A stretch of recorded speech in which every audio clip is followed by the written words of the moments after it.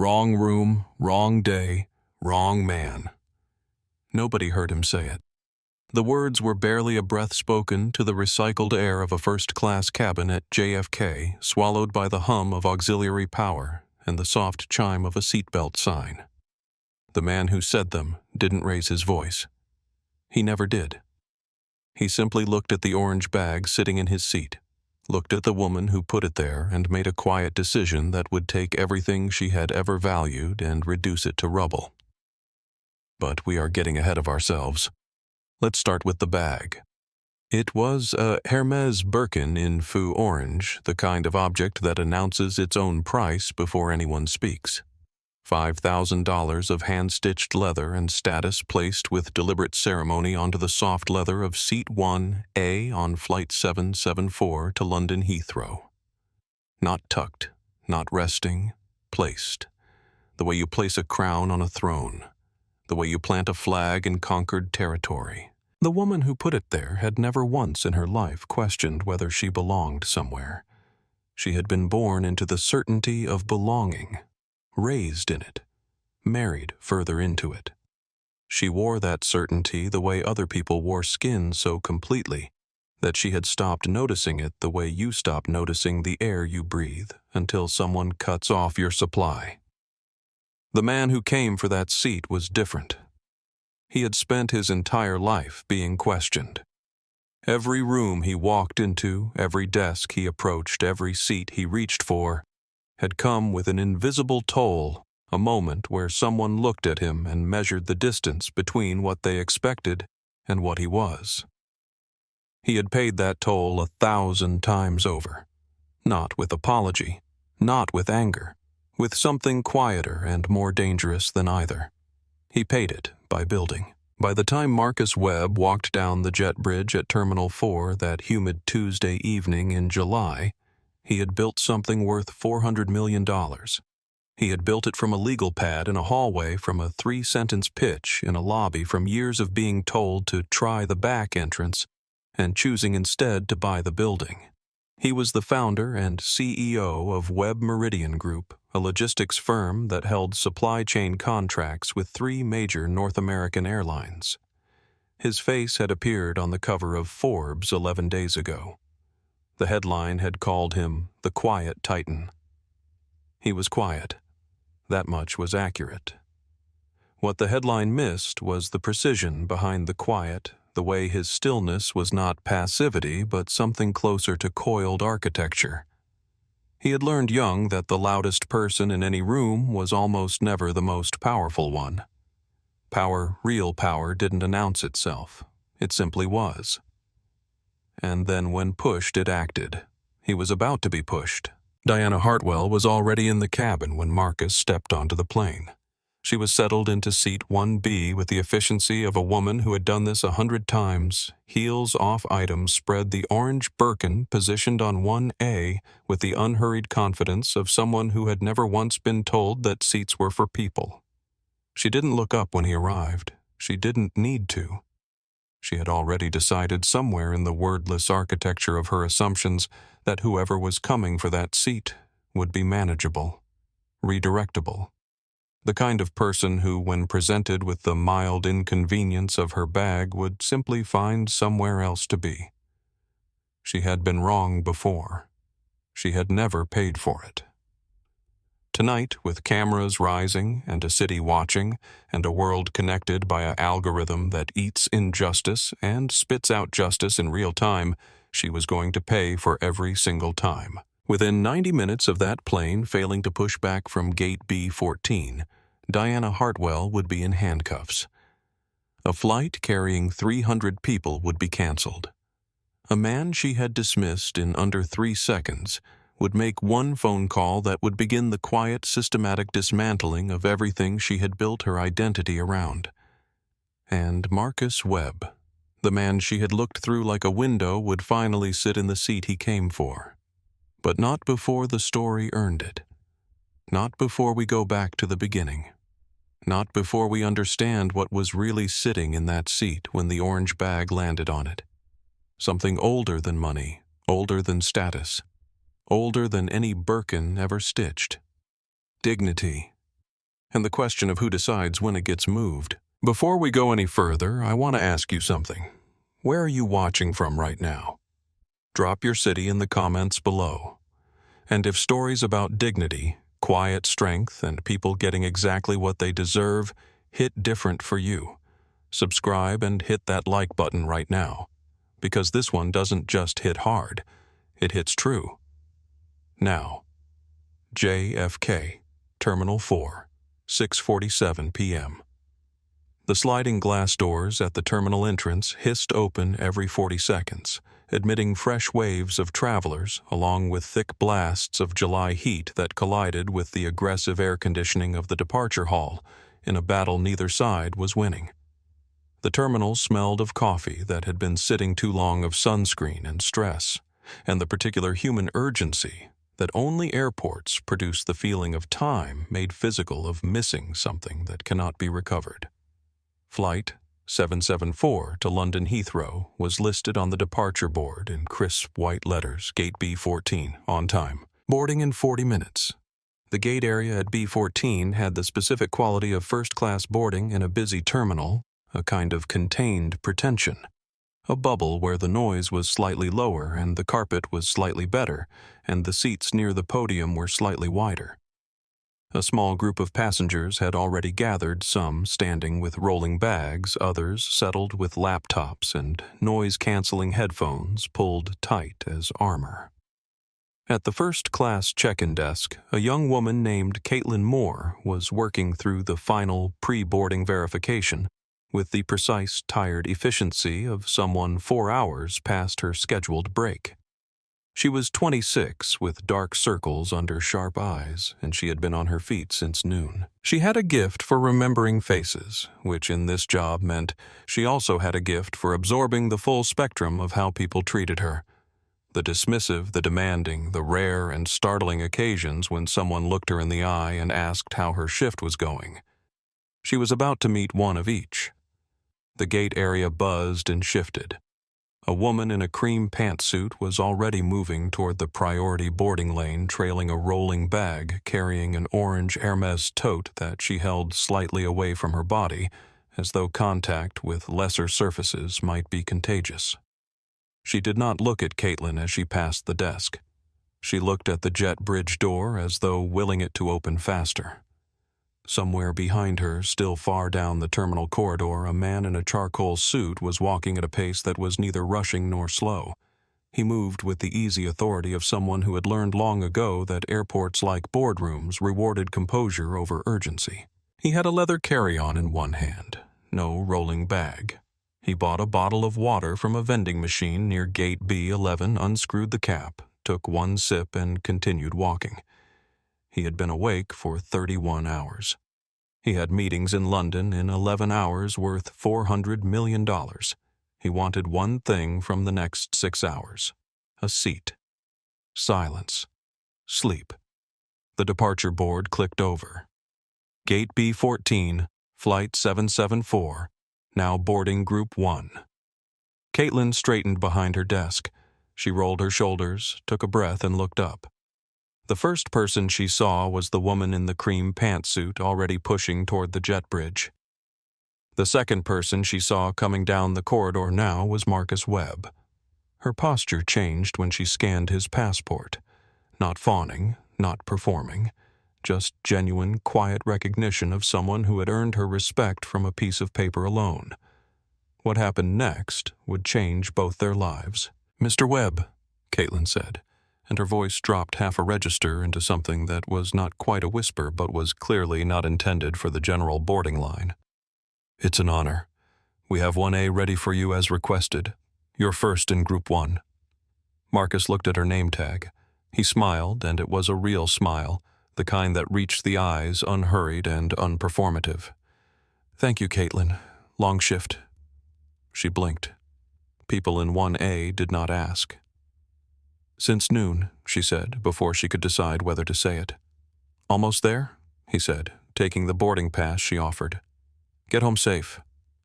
He moved away from the desk before she could respond, which was perhaps the most elegant part of the kindness, the not staying to receive the gratitude for it.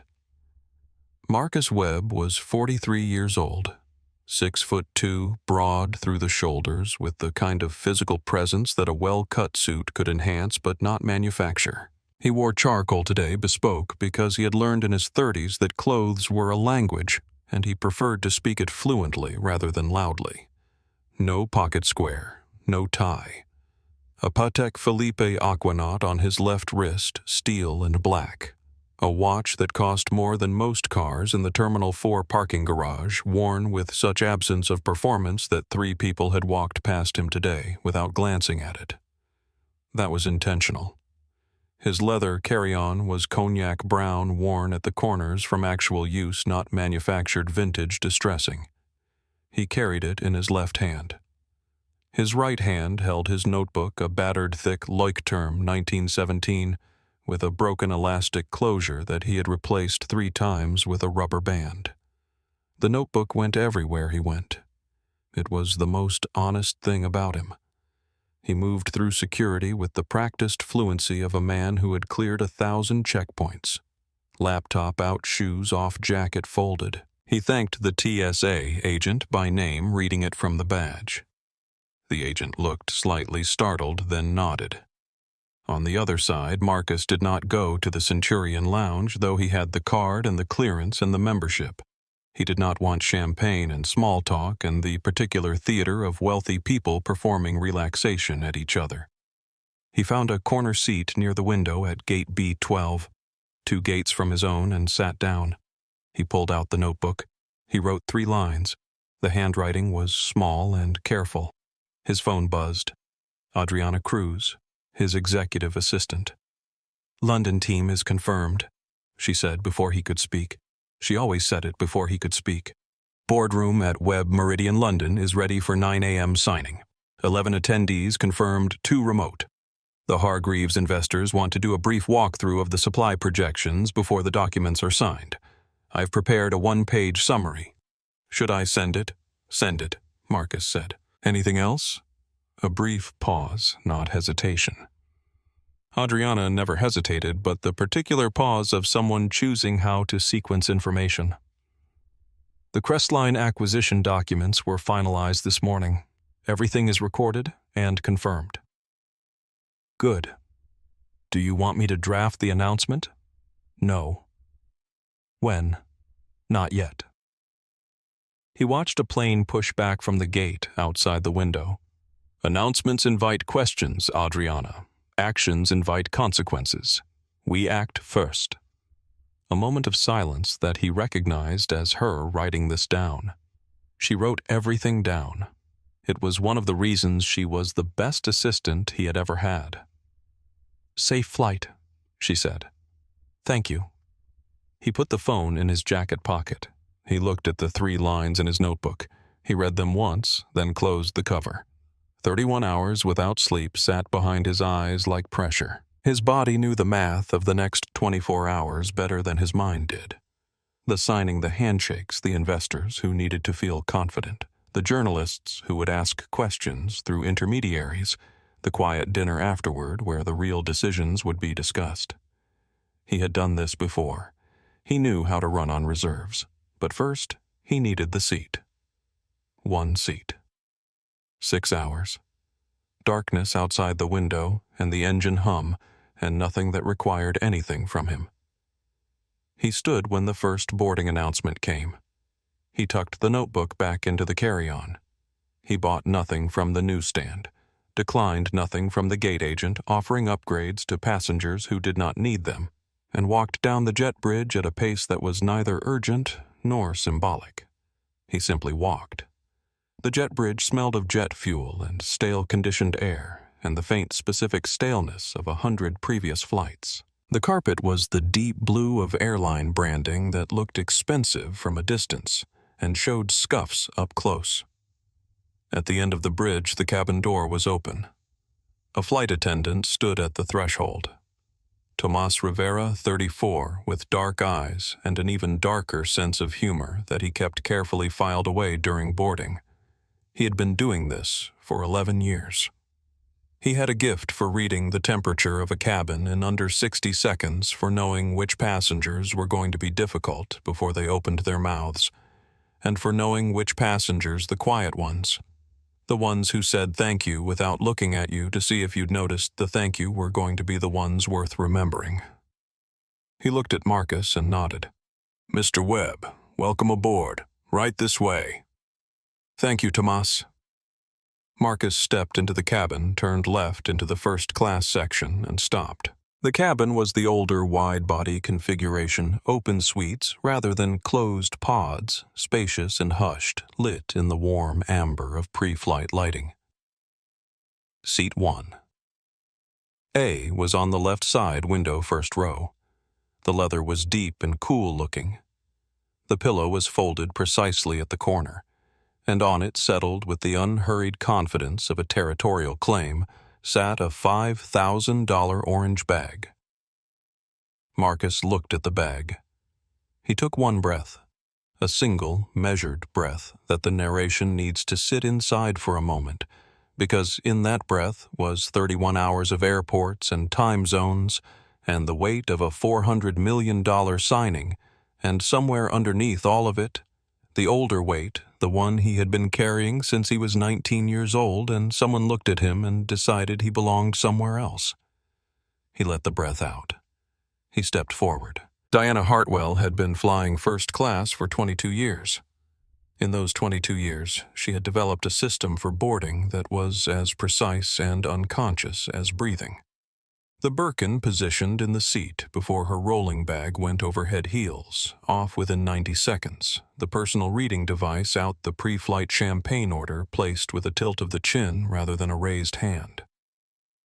She had boarded Flight 774 exactly 7 minutes before Marcus, which in her mental accounting meant she had arrived first and established prior claim not just to Seat 1B where her boarding pass directed her, but to the general territory of the first 2 rows, to the overhead bin, to the armrest, to the ambient piece of a cabin that should, in any sensible world, be organized around her comfort. She was 57 years old, though she spent considerable money and effort communicating 49. Her hair was platinum blonde, styled into a rigid helmet that did not move when she turned her head. Her pantsuit was cream, with a faint jacquard weave, expensive and slightly too tight across the shoulders in a way that spoke of either recent weight gain or old loyalty to a specific tailor. Her heels were Louboutin candy red on the sole. Her Birkin was Feu orange, the exact shade of a traffic warning placed on Seat 1A, with the unconscious imperial confidence of someone who had never not once been told that the seat was not for the bag. She was scrolling Instagram when Tomas helped her with the rolling bag. She did not look up while he lifted it. She said to the general airspace above her seat, "The ones with the metal buckle scratch. Don't put it near anything metal." Tomas said, "Of course," and lifted it with the practiced grace of a man who had heard variations of this sentence 10,000 times and had learned to let each one pass through him like water through open fingers. Diana's phone rang as she settled. She glanced at the screen. Her sister Carol, calling from Connecticut, and her face did something then that it did not do for flight attendants or gate agents or the people she passed in terminal corridors. It opened. She answered with warmth that was completely genuine. "Carol, yes, I'm on the plane. Tonight. I'll be in London by morning." A laugh, real and unguarded. "No, tell him I'll bring the good chocolates, not the airport kind." Another laugh. I know. Love you. I'll call from the hotel." She hung up, and the warmth that had been there was gone as cleanly as a light switching off. She returned to Instagram. She posted a photo of the champagne flute on the seat console, the orange Birkin visible in the corner of the frame, artfully included. Caption: Up, and away. Hashtag first class. Hashtag London bound. She added a location tag. The bag on Seat 1A was not a decision. That was the thing. It was not a choice she had made consciously, weighing the rights of the other ticketed passenger against the comfort of her property. It was simply what happened when Diana Hartwell sat down. Her things expanded into available space. They always had. They always would, until the space was no longer available, and someone came to explain the difference between available and belonging to them. She looked up when she heard movement at the cabin entrance. Later, she would not be able to articulate exactly what happened in her mind in the 2 seconds it took her to scan Marcus Webb from the entrance of the first-class cabin to the place where he now stood 3 feet from her seat. She would say in front of cameras, in front of a morning show host, in front of a deposition attorney, that she had been frightened, that his presence had felt aggressive, that she had sensed danger. What the cameras caught was different. What the cameras caught was a woman who looked at a tall, well-dressed black man with a Patek Philippe on his wrist and a Leuchtturm notebook visible in the top of his carry-on. A man who had not yet spoken a word, and whose face held nothing but the measured, bone-tired calm of someone who had been in too many airports for too many days and wanted nothing more than to sit down. And she looked at him the way a landowner looks at someone walking across a field they thought was theirs. Not frightened, proprietorial. The expression lasted less than a second, but it was there. And Sophia Reyes, the junior flight attendant, standing in the galley doorway, who was 22 years old and had grown up in a neighborhood where she had learned to read that particular expression before she learned to read English fluently, saw it and reached slowly and quietly for her phone. Tomas moved past Marcus toward the front galley. Marcus stepped forward. He stopped at seat 1A. He looked at the bag. He looked at Diana. He said quietly and without any of the performance that the moment might have invited, "Excuse me." Diana did not look up. She flicked her thumb across the Instagram screen. Marcus waited. The specific patience of a man who had been waiting for this kind of thing his entire life and had decided that the waiting itself would not defeat him. "Ma'am," he said. Diana exhaled. Long theatrical, the exhalation of a person interrupted from something of great importance by something of no importance whatsoever. She turned her head slowly. She looked at him. And in the aisle of a first-class cabin at JFK with 40 minutes until departure, and the July evening pressing orange against the oval windows with Tomas pretending to check inventory in the galley, and Sophia's phone camera blinking silently to life with 300 passengers settling into their seats behind a curtain that suddenly felt very thin, Diana Hartwell made the decision that would cost her everything. She looked at the bag. She looked at Marcus. She looked back at the bag. "It's a $5,000 bag," she said, as though this were a sentence that ended arguments. "It doesn't go on the floor." Marcus looked at the bag on seat 1A. He had the boarding pass in his jacket pocket. He had been awake for 31 hours. He had a $400 million deal in 11 hours on the other side of an ocean. He was standing in a first-class cabin he had paid full fare to be in, looking at a handbag sitting in his seat with the serene confidence of a passenger who had purchased their own ticket. He took one more breath, quiet, measured, the way you breathe before you say something that you have said 1,000 times before and will probably say 1,000 times more. "I understand the bag is valuable," he said. His voice was low conversational, the same voice he used in boardrooms when he wanted the room to lean in rather than brace. "I paid for seat 1A. Your bag did not. I'd like you to move it." Diana's expression shifted. Not dramatically, not a visible recoil, but a subtle rearrangement of her features in the direction of something colder. She looked at him the way someone looks at an object that has begun against all reasonable expectation to speak.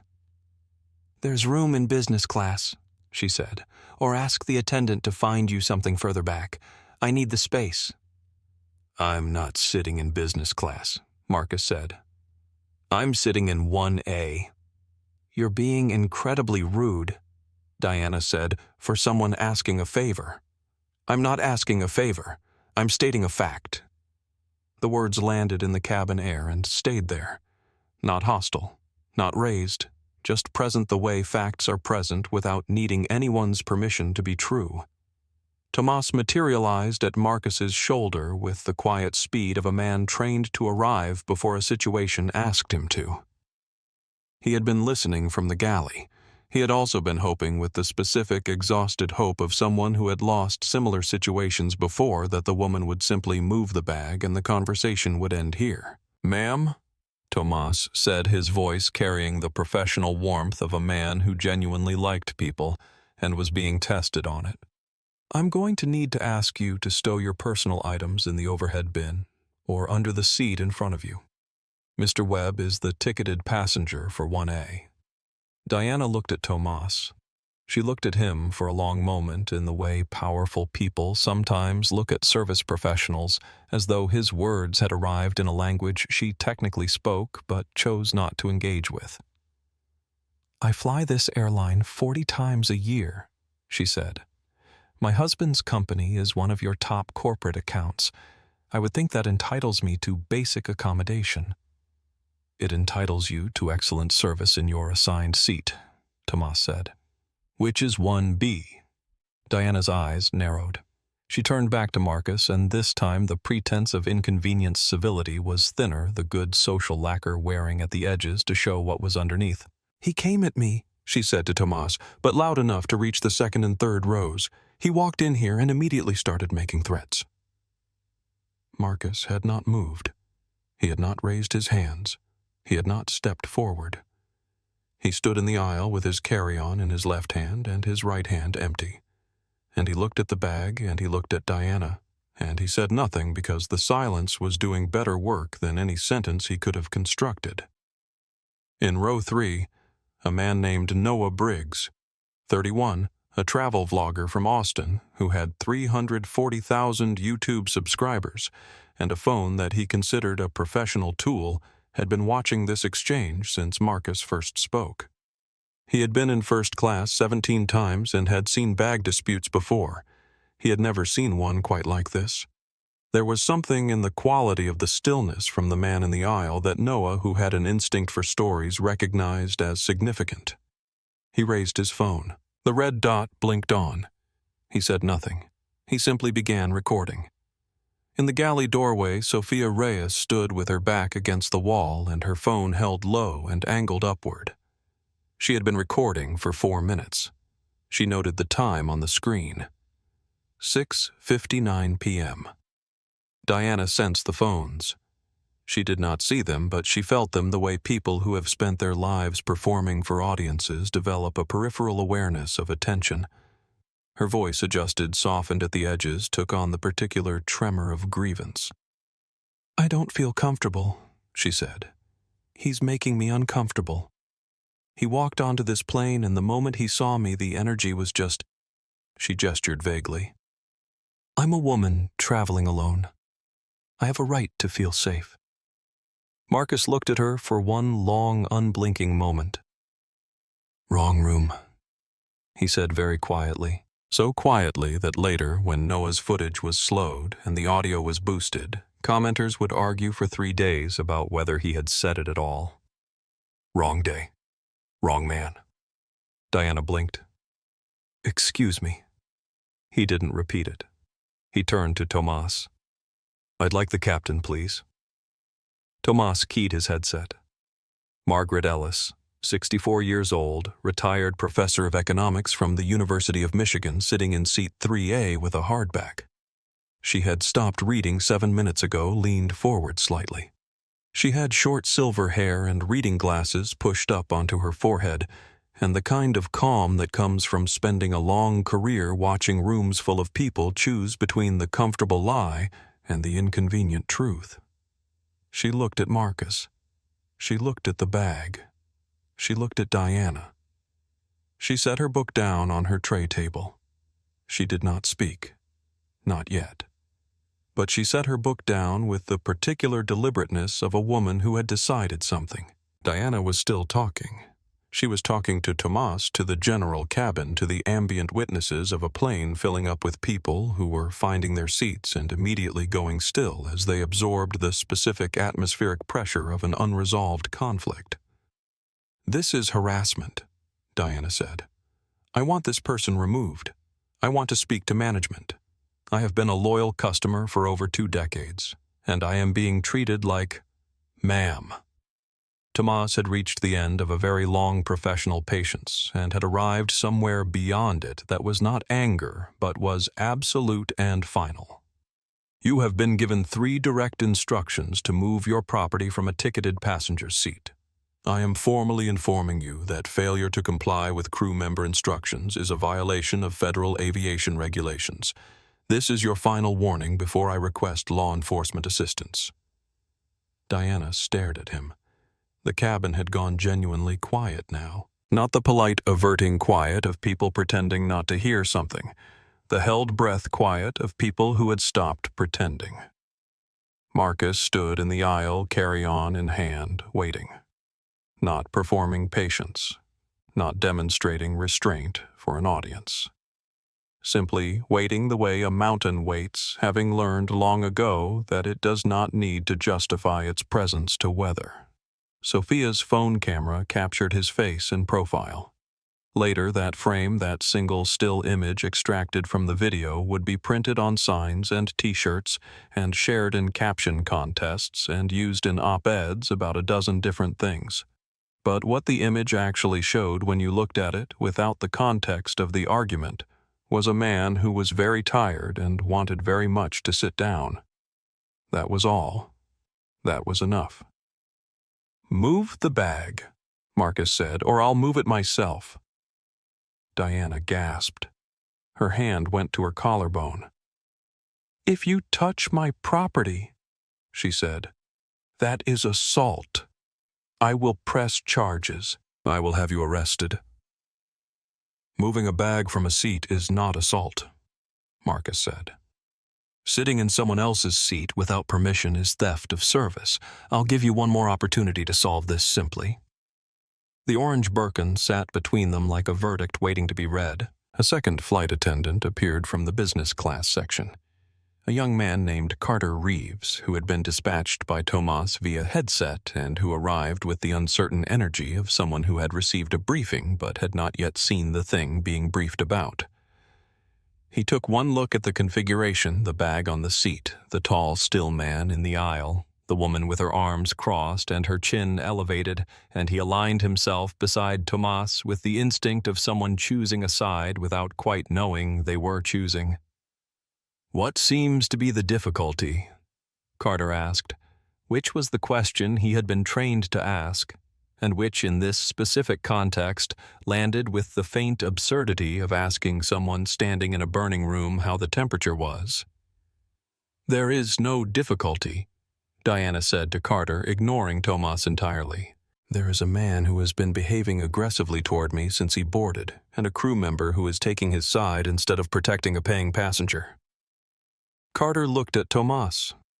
Tomas kept his face neutral with the practiced effort of a man who had been doing this for 11 years, and who had learned that in these moments the most important thing was not to give the other person your emotion to use as a weapon.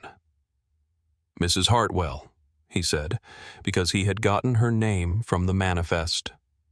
"I have asked you 3 times to move your personal bag from seat 1A, which is Mr. Webb's assigned seat.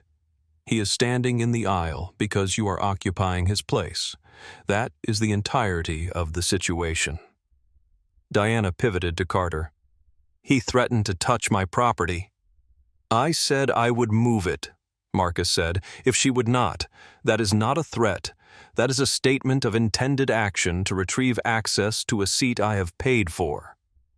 Carter looked between them. Diana pressed her advantage with the precision of someone who had spent decades reading rooms and understood that the presence of a second authority figure created an opportunity for contradiction.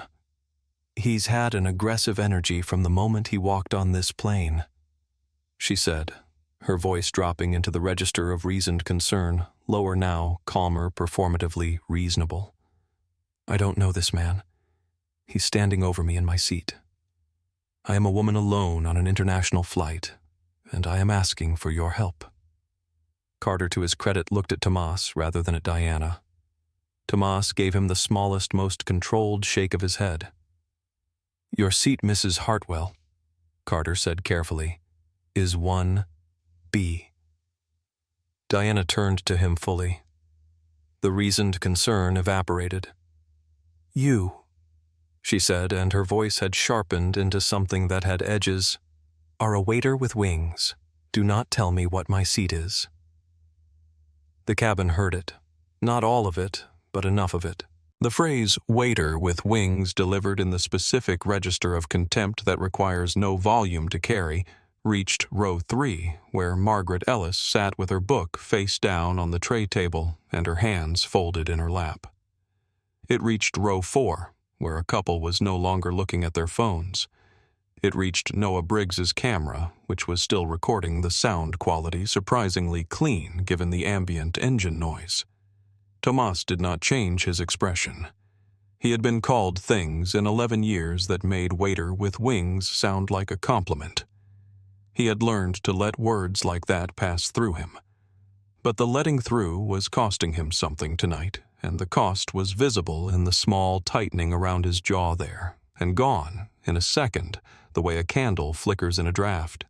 He keyed his headset, spoke quietly, professionally. "Captain Holt to first class. We have a situation requiring your presence." Diana heard the word captain, and her entire posture changed. She straightened. Her chin came down from its elevated position. Her voice shifted again this time into a register that Marcus had been watching shift through 4 or 5 configurations in the last 10 minutes and had recognized with a tired familiarity.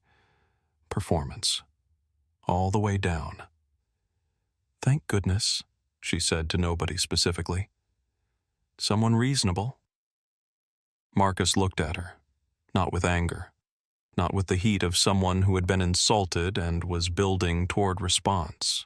With something that was harder to describe and harder to withstand, a kind of precise, sober recognition of exactly what he was looking at, and an absence of surprise about it that was itself its own kind of statement. "You should stop talking now," he said. Diana turned to him. "Excuse me." "Not because I'm threatening you," he said. "Because the more you say, the worse this gets. For you." "Is that a threat?" Diana said. "It's an observation." Noah Briggs from row 3 did not look up from his screen, but spoke at a volume calibrated precisely to be audible without being directly confrontational. "For what it's worth," he said to nobody in particular but to everyone present. "He hasn't raised his voice once since he boarded." Diana turned to look at him. She saw the phone. Her eyes moved and found Sophia near the galley curtain, and found the couple in row 4 with their own phones angled upward, and found Margaret Ellis sitting with the still attention of someone who had decided to be a witness. The temperature of the cabin was changing. Diana could feel it. She had performed for rooms before. She understood the physics of an audience that had decided how it felt. She shifted strategy with the speed of someone who had been working a room long enough to know when to change the story. "I am a woman," she said, pitching her voice now to the wider cabin. "Traveling alone. I am being surrounded by crew members, and this man and I am frightened. If this were happening to any of you, if a strange man stood over you in your seat and crew members refused to help you—" "He's standing in the aisle," Margaret Ellis said. Diana blinked. Margaret Ellis did not raise her voice. She did not get up. She simply looked at Diana over her reading glasses with the patient, clarifying precision of a woman who had spent 30 years explaining complicated things to rooms that would rather believe simple ones. "He has been standing in the aisle since he arrived.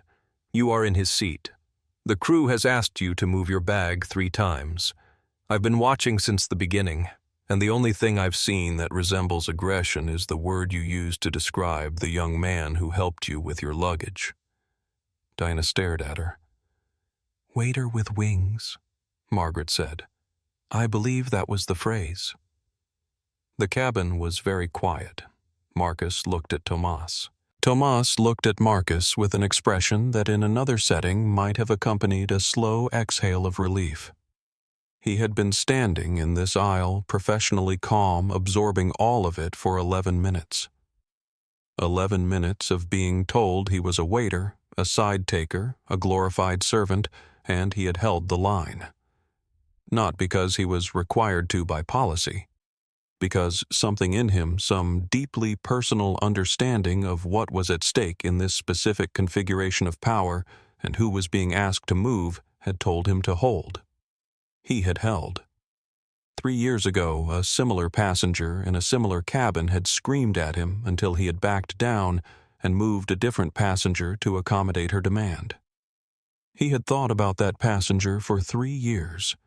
He did not know her name. He knew she had been right, and he had failed her. Not tonight.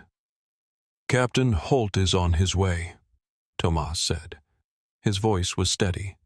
His hands were steady. "Please remain in your seats."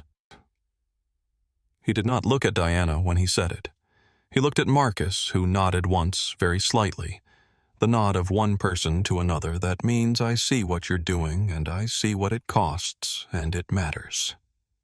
Sophia, behind the galley curtain, had been recording for 14 minutes and 37 seconds. She noted the time. The narration pauses here. Not because the action in the cabin has stopped, but because to understand what was happening in Marcus Webb's chest as he stood in that aisle, you need to go back 24 years. You need to go to a different room, a different doorway, a different version of the same moment that had been following him across his entire life. He was 19 years old. Baltimore, late September. The morning air was cool and the city was yellow with early fall light, and Marcus Webb had been awake since 4:30 preparing for the most important day of his life so far. He had been accepted into a logistics internship at Hartley Cargo Solutions, a mid-size shipping and supply company that most people had never heard of, and that Marcus had been researching for 8 months, memorizing their shipping routes, studying their inefficiencies, teaching himself supply chain modeling from a library book he had renewed 6 times. He had one good shirt. He had ironed it at 5 a.m. with the iron his mother kept on a shelf above the washing machine. He arrived at the office building at 8:45 for a 9 o'clock meeting. The lobby was marble and chrome. There was a reception desk in the center with a woman behind it who had a telephone headset on and was speaking to someone when Marcus entered. She looked up. She looked at him. The expression that crossed her face was not unkind. It was not hostile. It was simply automatic, a reflex so ingrained that she was probably not aware of it happening the same way you are not aware of flinching from a sound until after your body has already done it. "Deliveries are around back," she said, turning back to her call before he could respond. Marcus stopped. He had heard variations of this sentence before. He knew the physics of it, how it moved through the air and landed, and what it expected you to do next. He also knew that the internship director, a woman named Patricia Sawyer, was expecting him at this desk at 9 o'clock. "I have a meeting," he said, "with Patricia Sawyer. My name is Marcus Webb." The receptionist looked at him again. She pressed a button on the phone console. "Patricia, I have someone at the front desk who says he has a 9 o'clock. A pause. Then to Marcus. "She says she's on a call. You can have a seat." A man came through a glass door from the back offices. He was in his 40s in a shirt with the sleeves rolled up, carrying a coffee mug with the company logo. He looked at Marcus. He looked at the receptionist. He said not to Marcus, but to the receptionist in the specific way that people sometimes speak about a person who is present as though they are not. "This the Johnson kid." Marcus was not the Johnson kid. He had no idea who the Johnson kid was. He understood with the bone-deep comprehension of a young man who had been navigating rooms like this his entire life that it did not matter. He had already been categorized, already been placed.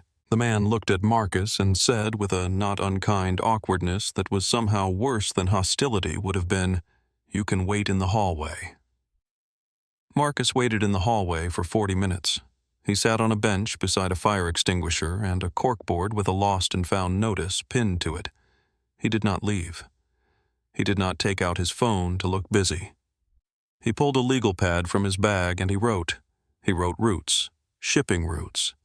He had memorized Hartley's published distribution network from their company filings and a trade journal article from 2 years ago, and he had noticed 3 redundancies that added 7 days of transit time and, by his calculation, approximately $340,000 in annual unnecessary cost.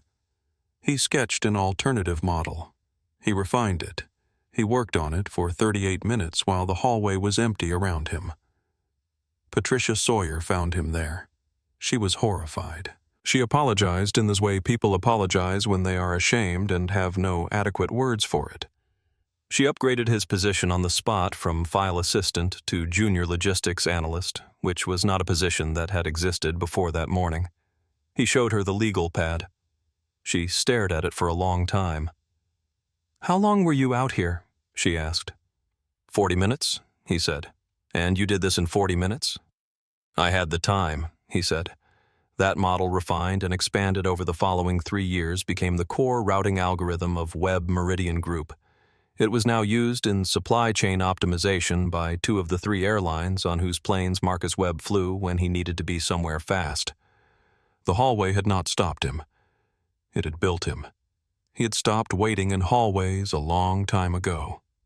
Back in the cabin of Flight 774, Diana Hartwell was still talking. The orange Birkin bag was still in seat 1A. Captain Holt's footsteps were coming down the jet bridge, and Marcus Webb stood in the aisle and blinked once, feeling the familiar weight of the moment settle on to him with the tired recognition of something that never quite surprised him no matter how many times it arrived. He knew this script. He had decided years ago how it ended. Diana Hartwell was running out of strategies. She had tried dismissal inconvenience, corporate leverage, victimhood, and an appeal to the wider cabin. Each had failed to produce the outcome she required, which was Marcus Webb leaving the aisle and her bag remaining in seat 1A. Each failure had moved the room slightly further from her, the way a tide pulls back from the shore in increments that feel small until you look down and see that the water is gone. She was not a stupid woman. She was, in fact, quite perceptive about people had been her entire life able to read a room's temperature, calibrate her performance, adjust her approach. What she had never learned to do because the world had never required it of her was to lose gracefully or to lose at all. The perception that had served her in comfortable rooms was now an instrument turned against her because she could feel the cabin's sympathy withdrawing with every sentence she spoke, and she did not know how to stop speaking. "People like him," she said. She said it in a voice that was technically moderate, directed at Carter Reeves, who was standing to her left, aimed at him, but loud enough for the first 4 rows. The grammar of the sentence pointed toward Marcus, who was standing 2 feet away and heard every syllable. People like him think that because they wave a corporate card and stand there looking important, they can just... She stopped. Not because she had finished the sentence, because the cabin had gone completely silent. Not the held-breath silence of earlier, the kind where people are waiting to see what happens next. A different silence. The kind that falls when something undeniable has been said in a public space, and the air itself needs a moment to decide what to do with it. The couple in row 4 had stopped mid-movement, a water bottle halfway to a mouth, still there. Noah Briggs had stopped even pretending to scroll. His phone was fully raised now, openly recording his expression, the expression of someone who knows they have just captured something significant and is holding very still so as not to disturb it. Margaret Ellis unfolded her hands in her lap and placed them flat on the tray table. She said in the careful voice of someone making a formal record, "I've been flying first class for 30 years. In those 30 years, I have never once seen a ticketed passenger's seat treated as luggage storage and considered normal. Not once." She paused. "I have, however, seen people told they don't fit using different words. The words change, the sentence doesn't." Diana turned to her. Her face was cycling through expressions too fast for any single one to settle. "I was not implying anything." "You said people like him," Margaret said. "In a first-class cabin, to a man who is standing in the aisle because your bag is in his seat. What precisely were you implying?" I was talking about his behavior. He hasn't raised his voice? Noah said from row 3, not looking up from his phone screen. He hasn't made a threatening gesture. He's been standing in the aisle asking for his seat. That is his entire behavior so far. The live chat agrees, said Noah, glancing at the numbers climbing in the corner of his screen. 400 people watching this right now. The comments are very clear about what they're seeing. Diana looked at the phones. She saw for the first time with full clarity the number of recording devices that had risen around her. Not a few, not the couple she had noticed earlier, but a distributed web of witnesses. Every one of them connected to a network she could not access or control or redirect. The situation she had believed she was managing had not been manageable for some time. Sophia stepped out from behind the galley curtain. She did not say anything. She simply stepped forward into the visible space of the cabin and stood. She was 22 years old, and her hands were not entirely steady, but her face was, and she looked at Marcus and gave him a small nod that said, "Without language, I've had this running since you arrived." Every word, every second. Marcus looked at her, the smallest acknowledgement. He filed her name away. "You should know," he said to the cabin, and specifically to Diana, in the measured tone of someone reading aloud from a document that has already been signed, "that everything in this cabin has been recorded by multiple devices from the moment I arrived, audio and video. If you would like to continue this conversation, you should do so with that understanding." Diana looked at him. "Are you threatening me?" "I'm informing you," Marcus said. "There's a difference." The distinction landed in the cabin with the precision of a scalpel. Carter Reeves, the second attendant, had taken half a step back without noticing. The couple in row 4 had moved their chairs slightly toward the window. The woman who had been in the boarding line behind Marcus, now seated in row 2, leaned across to her companion and whispered something, and her companion nodded, and they both looked at Diana with an expression that was not hostile but was very clear. They had decided. The cabin had decided. Diana was still talking. Her voice was rising again, circling back through the same arguments with increasing desperation: the husband's corporate account, her platinum status, the crew's unfairness, the aggression she had experienced, the discomfort she was being forced to endure. The words were the same words, but they had a different quality now, the quality of something that has lost its structural integrity and is still standing only through momentum. Marcus had stopped listening to the words. He was watching her eyes. He had seen this before, too. Not here, not in this cabin, but in other rooms, in boardrooms and lobbies and courthouse corridors, the specific moment when a person who has been protected by a certain kind of certainty starts to understand that the protection has an edge, and they have found it. She had not believed until 30 seconds ago that there was any version of this story in which she was not the injured party. She had entered the cabin confident of the narrative. She was starting to feel the narrative's ground shift under her feet. Marcus looked at Tomas. Tomas looked back at him. Neither of them spoke. From the jet bridge came the sound of a different kind of footstep. Not the quiet rubber soles of crew. Something heavier, more deliberate. Captain Douglas Holt was coming. Captain Douglas Holt was 54 years old, silver-haired, and built like a man who had flown through actual emergencies, and therefore had very little patience left for manufactured ones. He had 22,000 flight hours.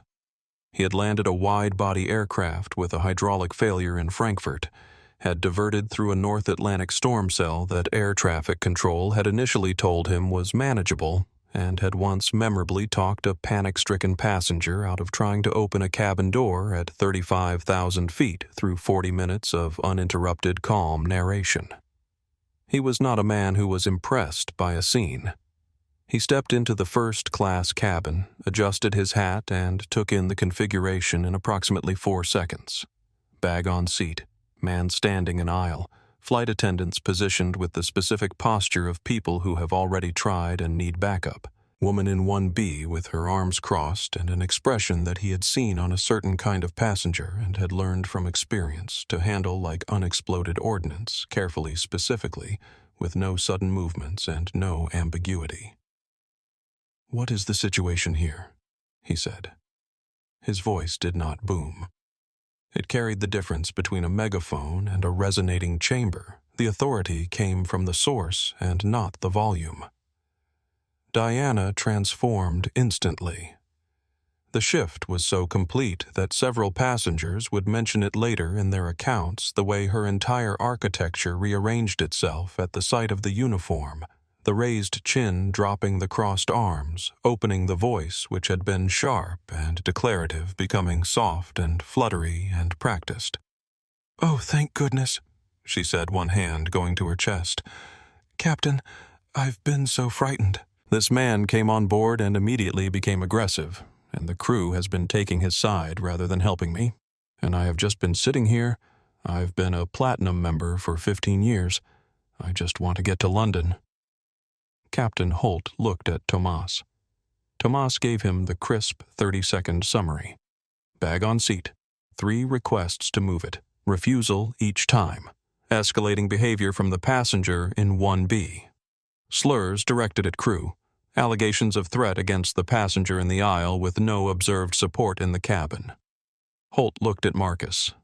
"Is this your assigned seat, sir?" "It is," Marcus said. Holt looked at the bag on the seat. He looked at Diana. "Ma'am," he said with the flat, non-negotiable clarity of a man who flies aircraft through actual weather. "On my aircraft, passengers sit in seats and luggage goes in the overhead compartment or under the seat in front of you. I am asking you once to move your property. After that, I will have law enforcement remove it, and then I will have them assess whether it is safe to have you on this aircraft." Diana stared at him. The damsel evaporated. What replaced it was the real Diana Hartwell, the one underneath the performance, and it was not, as the cabin now witnessed, the frightened woman she had been describing. It was something that had never once been told no by anyone, it considered worth obeying, and it was furious. "You cannot speak to me like this," she said, her voice climbing. "My husband has a direct relationship with your senior VP. Do you have any idea what one phone call from Robert Caldwell, from Paul Hartwell, from my husband can do to your—" "10 seconds," Captain Holt said. "I have rights." Diana continued, the volume rising, the composure dissolving in real time. "I have been a loyal passenger for 15 years. I have spent more money on this airline than most of your crew makes in a year. I will have this investigated. I will have you investigated. I will—" "5 seconds," Captain Holt said. Diana's face went through 3 expressions in 2 seconds. Then she reached down, grabbed the orange Birkin, and threw it. Not placed it. Not moved it. Threw it. Into the aisle, a dramatic heave that landed the bag on the carpet with a heavy, hollow thud. The sound of $5,000 of leather and metal hardware meeting the floor with the full force of a woman who had wanted to win and was now at minimum going to make sure everyone understood what losing cost her. "There," she said, standing, her voice cracking across the upper frequency of rage. "There it is, on the dirty floor, $5,000 on an airline carpet. I hope you are all satisfied. I hope this is what you wanted." The cabin was absolutely still. She looked at Marcus. "Sit down," she said. "Take your precious seat. I hope you choke on the complimentary peanuts." Marcus looked at Captain Holt. Captain Holt looked at Marcus. Between them passed the brief, wordless communication of 2 people who have both, in their different ways, been in enough rooms to recognize when something has crossed a line that cannot be uncrossed. "Captain," Marcus said quietly, "I have said this without any performance intended. I do not feel comfortable sitting beside this passenger for a 7-hour transatlantic flight. She is unpredictable, and I am genuinely uncertain what the next 7 hours would look like." "I agree completely," said Margaret Ellis from row 3 in the tone of a woman delivering a verdict she has considered carefully and will not be revising. 3 hands went up in the rows behind her. Not dramatically. Just up. Diana looked around. She looked at the hands. She looked at the phones. She looked at Noah Briggs, who was still recording, who had now been recording for 19 minutes, and whose live chat had climbed past 700 viewers. She looked at Sophia near the galley, whose phone was still held steady and low. She looked at Captain Holt, who had already reached for the interphone on the wall. For the first time in the entire encounter, Diana Hartwell went quiet. It lasted 3 seconds. Then she buckled her seatbelt. "Law enforcement to Gate B14 first-class cabin," Captain Holt said into the interphone. His voice was the voice of a man filing a report, factual, clean, stripped of drama, because the situation had manufactured enough without his contribution. "Disruptive passenger, denial of boarding required." Diana's jaw dropped. "What?" Her voice was small for the first time. "No. I moved the bag. You said move the bag. I moved it." "It is no longer about the bag," Captain Holt said with the tone of a man closing a chapter. "It is about the safety of my crew and my passengers. You have insulted my staff. You have made threatening statements. You have physically disrupted the boarding process. You are deplaning." "I moved the bag," Diana repeated, and there was something genuinely disoriented in her voice now, as though the rules she had understood to govern this situation had been swapped out for different rules without her consent. "Ma'am," Captain Holt said, "please unbuckle your seatbelt." "I am not moving," Diana said, and she gripped the armrests with both hands, the orange bag abandoned on the floor of the aisle, her heels digging into the carpet, and she stared straight ahead at the bulkhead with the fixed expression of someone who has decided that if they do not acknowledge a thing, it does not exist. 2 Port Authority officers arrived at the cabin door in under 4 minutes.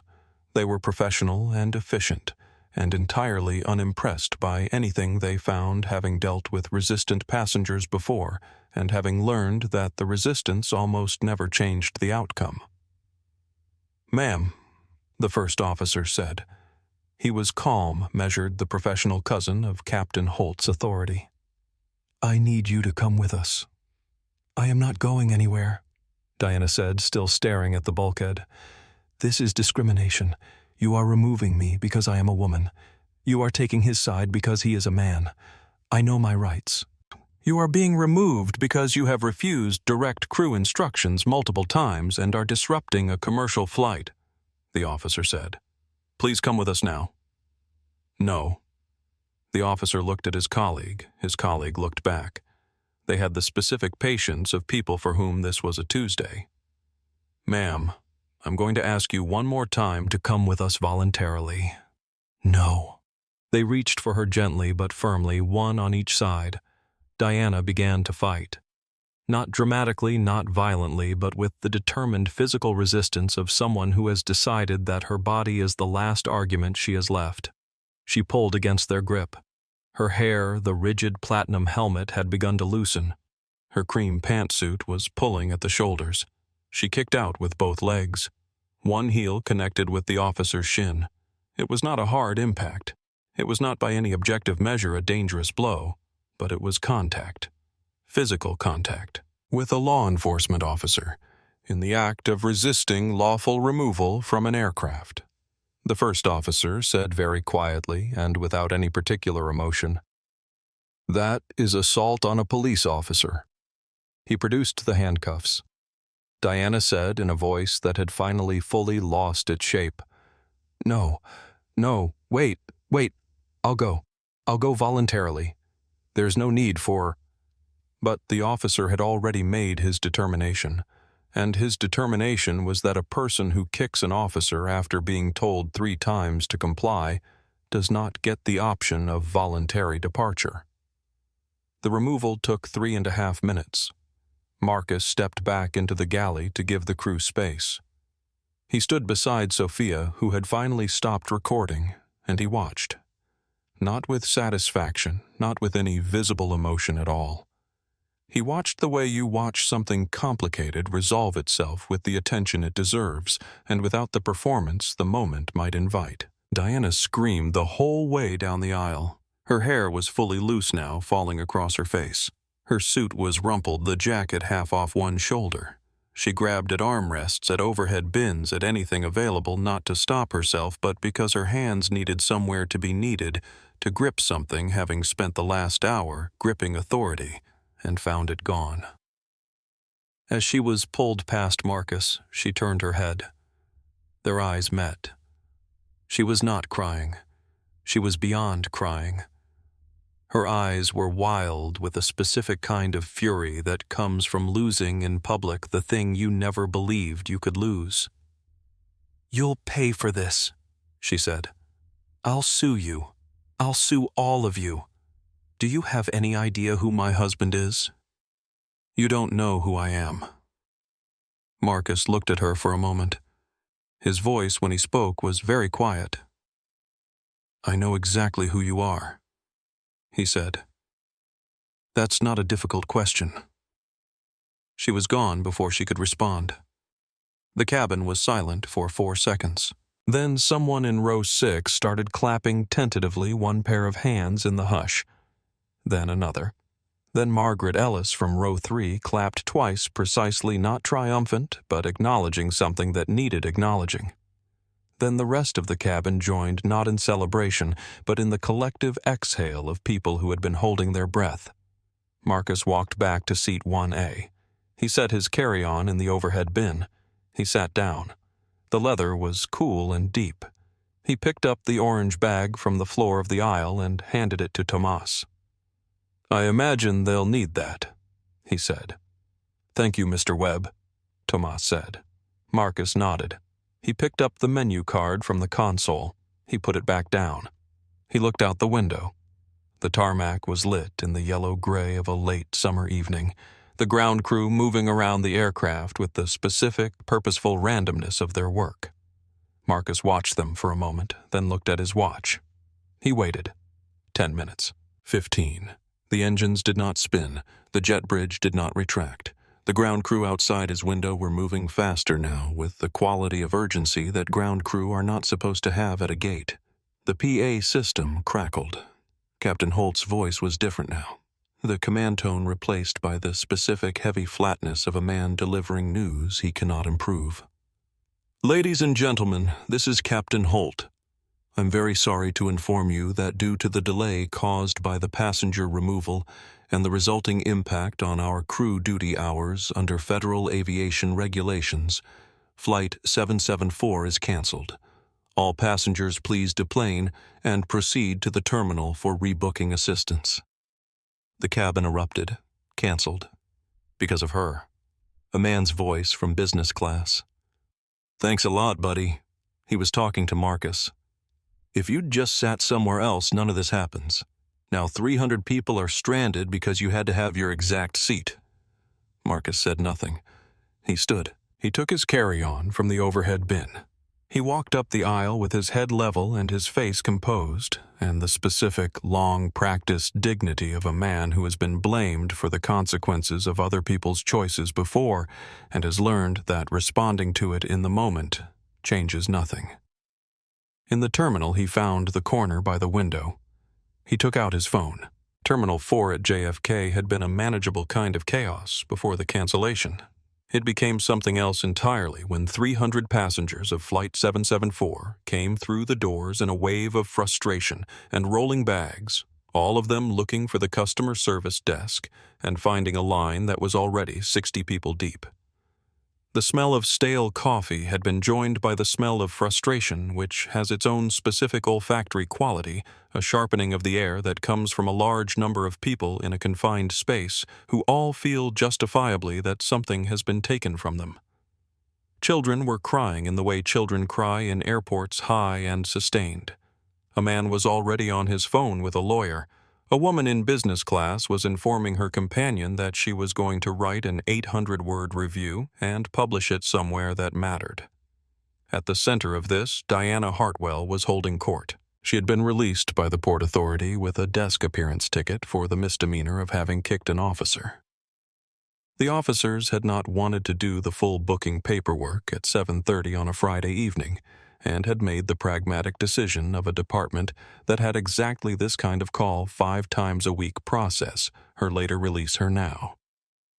Diana, still disheveled hair, partially loose suit, wrinkled in ways that would have horrified her 2 hours ago, had taken the ticket and walked back into Terminal 4 with the expression of someone who had been martyred and intended to tell everyone about it.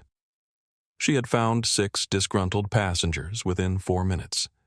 She had an instinct for disgruntled passengers, could identify them the way a conductor identifies the musicians who are slightly out of tune, and she had positioned herself at the edge of the customer service line and begun, in a voice calibrated to carry without seeming to try to narrate what had happened. "I told them," Diana was saying as Marcus came through the jet bridge doors. "I told them from the beginning that something was wrong. That man, that aggressive, entitled man, came onto that plane and immediately started making threats, and instead of protecting a paying passenger, the crew decided to make him their pet cause. And now look at all of you stuck here. Your plans ruined, your nights gone because the crew decided their feelings about one passenger's luggage was worth all of this." She had found the true grievance. That was her actual skill, not fabricating the story, but grafting it onto something real. The canceled flight was real. The ruined plans were real. The 300 people who were going to miss connections and hotel bookings and meetings were real. She had simply attached her name to those real things as their cause and attached Marcus's name to her name. She saw him emerge from the jet bridge. She pointed. "There he is," she said loudly to the group of 6 who had become 12. "That is the man who just cost you your evening. That is the man who refused every reasonable request and escalated a simple bag dispute into a federal incident."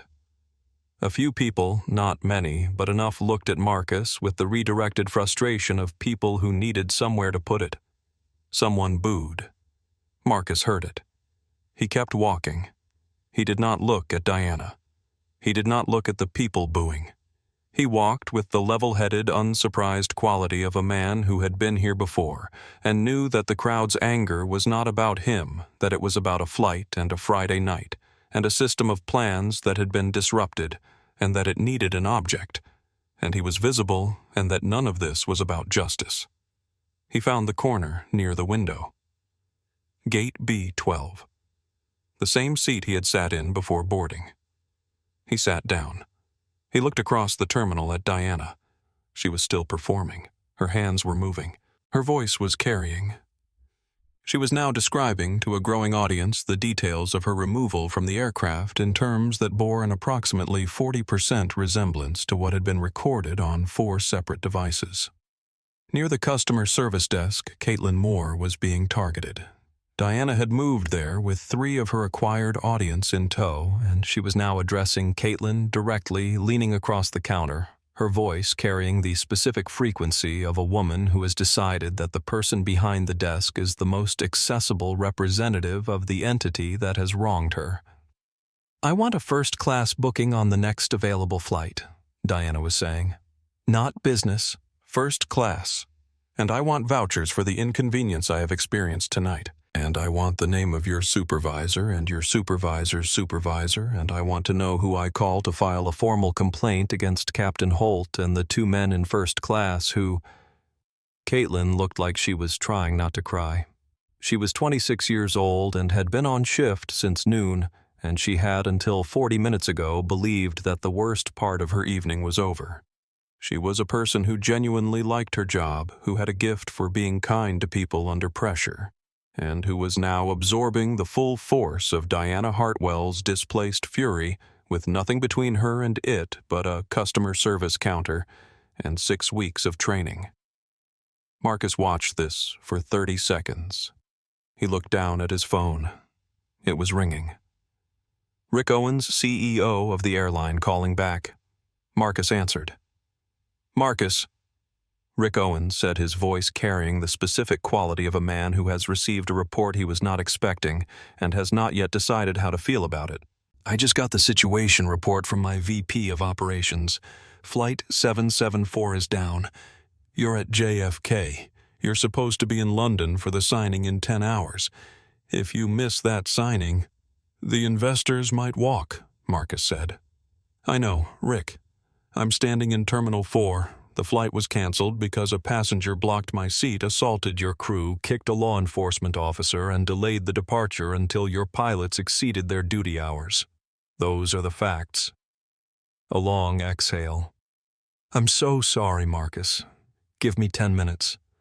I'll have a private jet prepped at Teterboro. No, Marcus said. Silence on the line. I'm not taking a private jet, Marcus said. His eyes were still on Caitlin behind the desk, still on Diana, still on the calculation being performed in his head behind an expression that revealed none of it. I want to solve this here. For everyone. Rick, I need you to tell me something. Do you know a woman named Diana Hartwell? The narration steps back one more time. Not as far this time. 12 years back. Atlanta. An afternoon in November with the sky the pale high blue of a city that does not get enough cold weather to be good at winter. Marcus Webb was 31 and wearing a navy suit he had bought the week before a real suit. Not a good shirt ironed at 5 a.m., but an actual suit from an actual tailor because he had reached the age and the income where clothes could finally say what he needed them to say.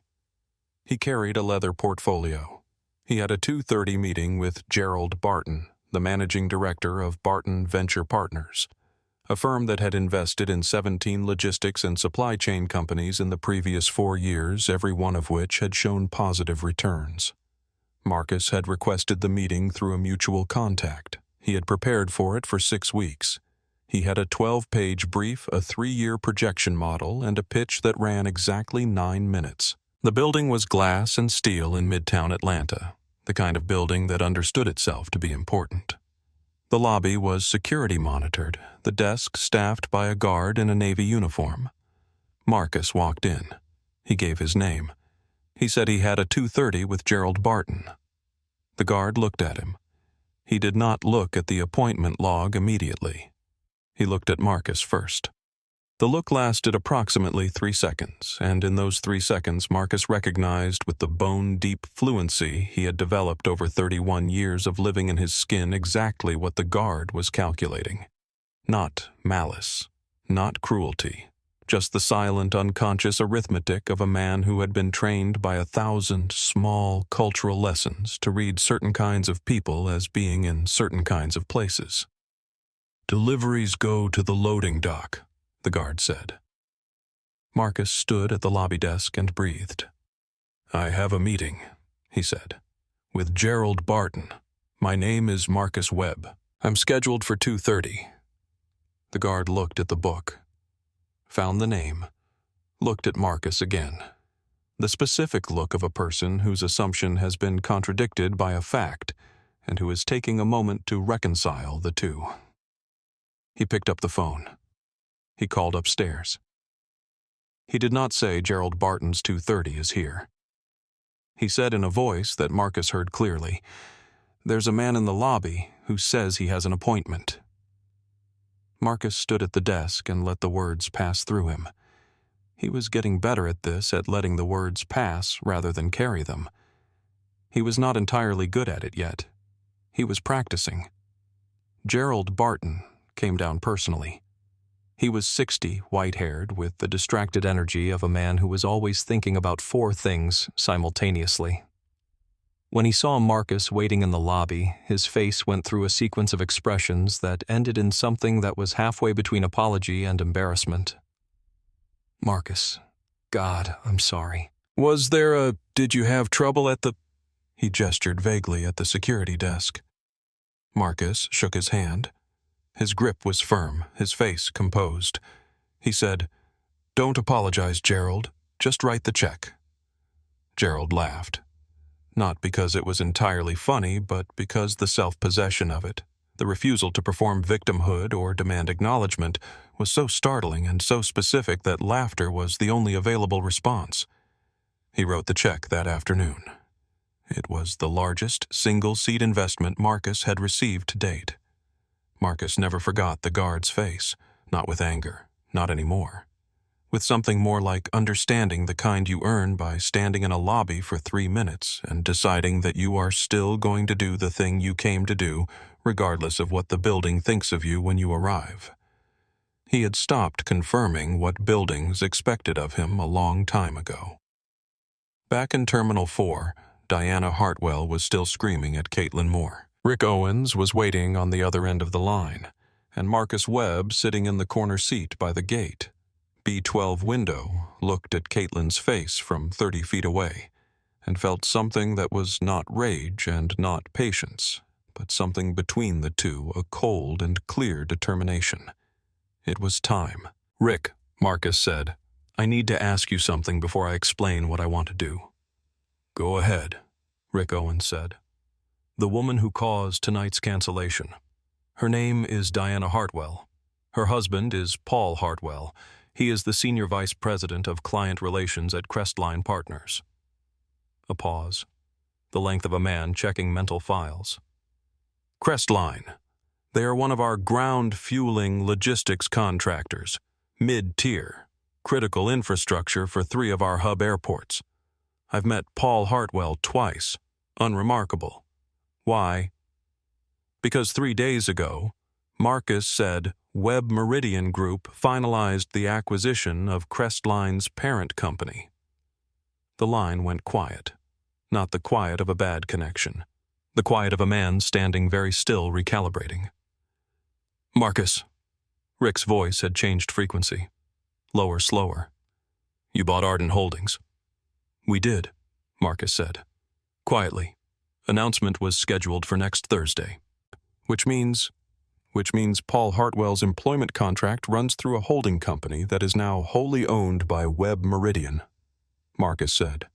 "Which means that technically Paul Hartwell reports to a structure that I control. Which means that the woman currently screaming at your gate agent about trauma compensation is married to a man who works for me." The silence this time was longer. "Marcus," Rick said carefully, "what are you going to do?" Marcus was watching Diana across the terminal. She had now escalated to placing her phone directly in Caitlin's face, presumably recording the performance of documentation as a threat. Caitlin had stopped fighting the tears. She was managing them with the quiet determination of someone who has decided that crying at work is not the end of the world if the alternative is breaking. "4 things," Marcus said. "In this order." "I'm listening." "First, authorize emergency commercial crew recovery for Flight 774, unintended. Your pilot's timed out, which means they need a rest waiver.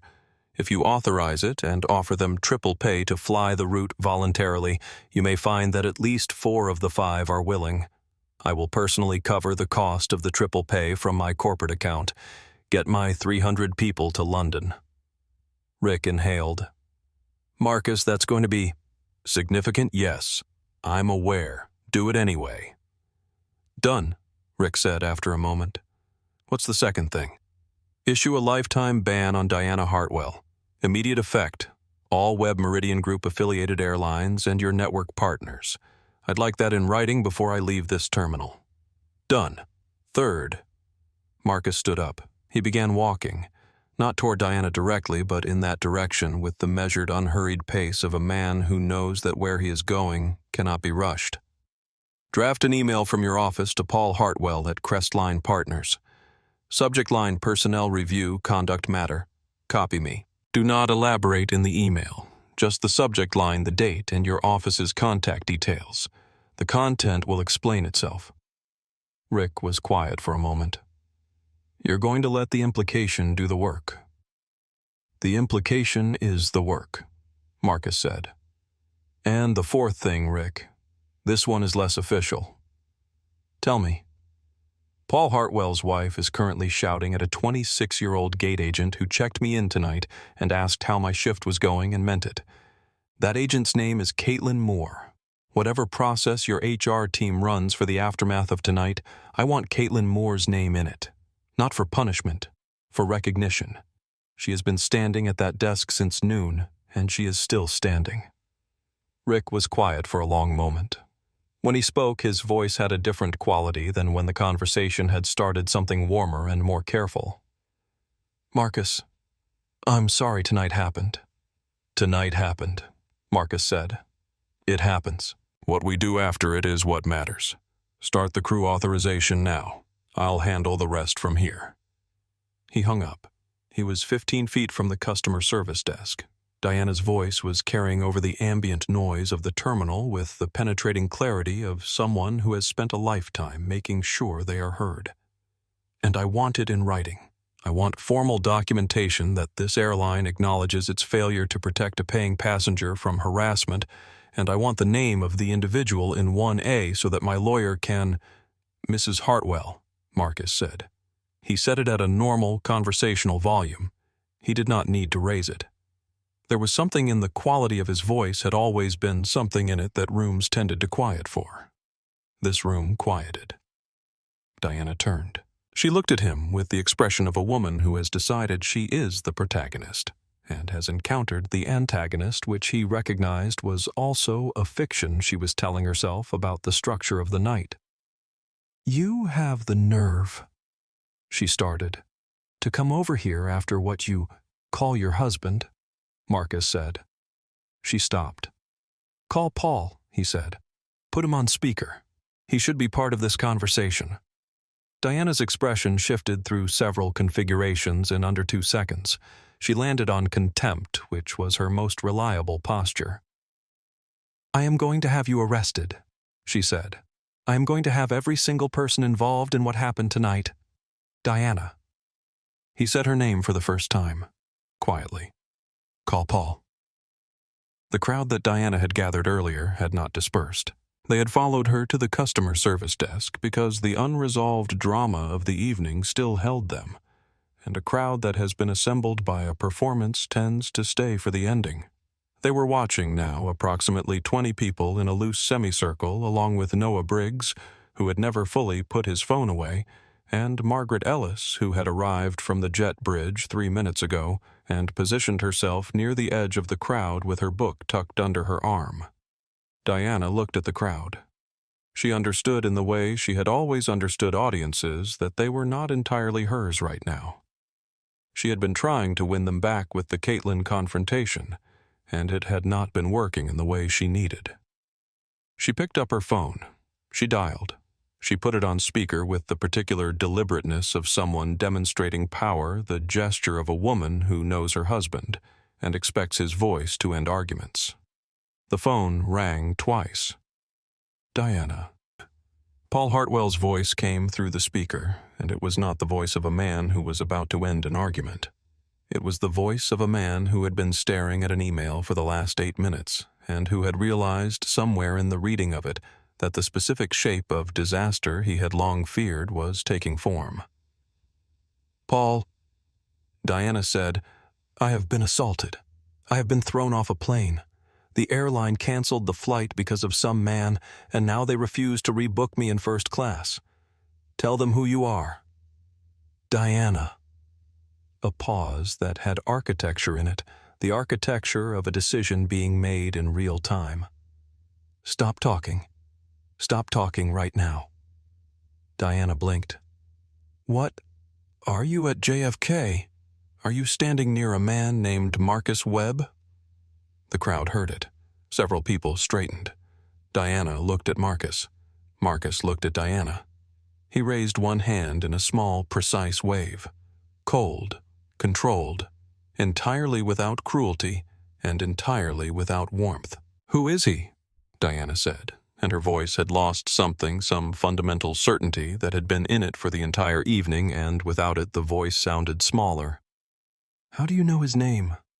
Because, Paul said, and the words came through the speaker into the terminal, heard by 20 people and 1 live stream.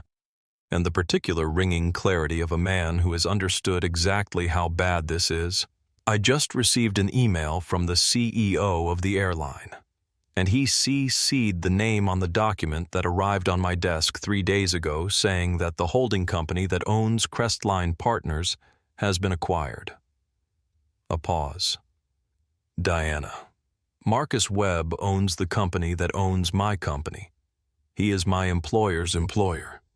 And the email I just received says that if personnel changes are not made at Crestline by Monday, the entire Crestline logistics contract is under review. Diana. Do you understand what I am saying to you? You are going to cost me my job. You may be costing me everything.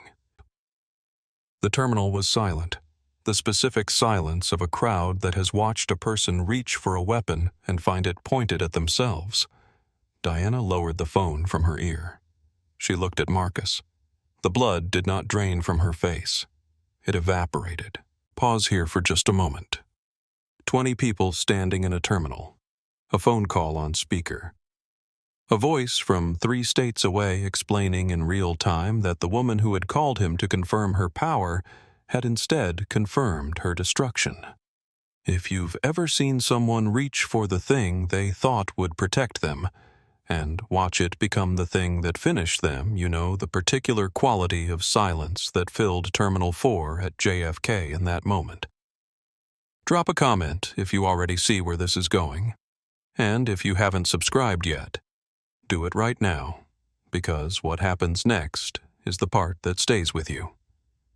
Diana Hartwell was standing in Terminal 4 with her phone in her hand and her husband's voice still in the air and 20 people watching her understand something that could not be ununderstood. Marcus Webb had not moved. He stood 4 feet from her, his carry-on in his left hand, his right hand at his side, his face wearing the expression he had been wearing for 3 hours, which was not satisfaction and not triumph, and not the performed calm of a man suppressing something louder. It was simply composure, the real kind, the kind that does not need an audience and does not change when the audience looks. "Paul," Marcus said to the phone that was still on speaker in Diana's loosening hand. "This is Marcus Webb." On the other end, a sharp intake of breath. "Mr. Webb, sir, please. She's not well. I don't know what happened tonight. I apologize on behalf of both of us. Please don't pull the Crestline contract. We have 240 employees. The families, the operations." "The contract is under review," Marcus said. "That is the accurate description of its current status. I would recommend focusing on the parts of that review that are within your control." Yes, sir, of course." "Yes, sir, Marcus looked at Diana. "Right now, your wife is holding up Caitlin Moore, a gate agent who has been on shift for 9 hours and who did not cause any of tonight's events and should not be absorbing their consequences. I suggest you tell Diana to leave the airport." There was a long, quiet moment on Paul Hartwell's end of the call. Then his voice strained with a specific desperate authority that a man uses when he has run out of every other option. "Diana, get out of there. Get in a car and come home. Do not say another word to anyone. Do you hear me?" Diana stared at Marcus. The arrogance was gone. Not diminished, not softened. Gone. The way a fire goes when you cut off the oxygen, leaving nothing but the structural outline of where the flame used to be. She looked at the 20 people watching her. She looked at Noah's phone. She looked at Caitlin behind the counter, who had stopped crying and was now watching with the careful, exhausted expression of someone witnessing something they will spend years thinking about. She looked at Margaret Ellis at the edge of the crowd, who was watching with the patient attention of someone who has waited a long time for a particular kind of lesson to reach its conclusion. And she looked at Marcus one last time. "You planned this," she said. Her voice was very small. "I came to JFK to catch a flight," he said. "That's all I planned." A beat. "You didn't know who I was," she said, and she meant it as an accusation, but it landed in the air as something else entirely. A confession, an admission of what the entire evening had been about, that she had looked at a man and measured him against an expectation and found him insufficient, and the insufficiency had been entirely in the measurement. "No," Marcus said. "I didn't know who you were. That wasn't the problem." He paused. "The problem is that you didn't know who I was and you decided it didn't matter." The crowd heard it, fully cleanly in the suspended silence of a terminal at 8:15 on a July Friday night. Then someone from somewhere in the back of the gathered audience said, "Walk of shame." And the crowd which had booed Marcus 40 minutes ago, which had redirected their frustration at him and called him the problem, and told him he should have just sat somewhere else, turned as a single organism toward Diana Hartwell with the decisive collective clarity of a room that has finally understood what it was looking at. They didn't boo her. They were quieter than that. They stepped back from her. They turned their bodies slightly away from her. They gave her, in the specific social language of a crowd, withdrawing approval, a radius of space that felt like the loneliest distance in the world. Diana grabbed her tote bags. She didn't look at Caitlin. She didn't look at Marcus. She turned and she moved fast, faster than she had moved all evening, her heels clicking in the accelerating rhythm of a woman who has understood that there is no version of staying in this room that ends well. The crowd watched her go. Marcus turned to Caitlin Moore. Caitlin, who had been behind this counter for 9 hours, who had asked nobody for recognition and received very little of it, and who was now looking at Marcus with an expression that was trying to be professional and failing in the most human possible direction. "The crew has been authorized," he said. "Triple pay. Emergency recovery waiver. You should have a message from HQ in approximately 90 seconds. Caitlin looked at her screen, then looked at him, then looked at her screen again. "Mr. Webb," she said, and her voice cracked on the second word in the way voices crack when they have been held steady for a long time, and someone does something unexpected with kindness. "What's the flight status?" he said gently. She took a breath. She looked at her screen. The message from HQ had arrived. Authorization code Platinum Recovery. She reached for the microphone. "Ladies and gentlemen." Caitlin's voice went out over the terminal PA, and it was not the practiced, steady voice of an airline announcement. It was a real voice, a slightly unsteady one, a voice belonging to a person who had just been handed something unexpected and was choosing to use it with care. "Thanks to Mr. Webb, Flight 774 to London Heathrow has been reinstated. We will begin boarding in 45 minutes. Gates agents will be available at the counter for any rebooking assistance needed." She set down the microphone. For 3 seconds, the terminal was still. Then it was not.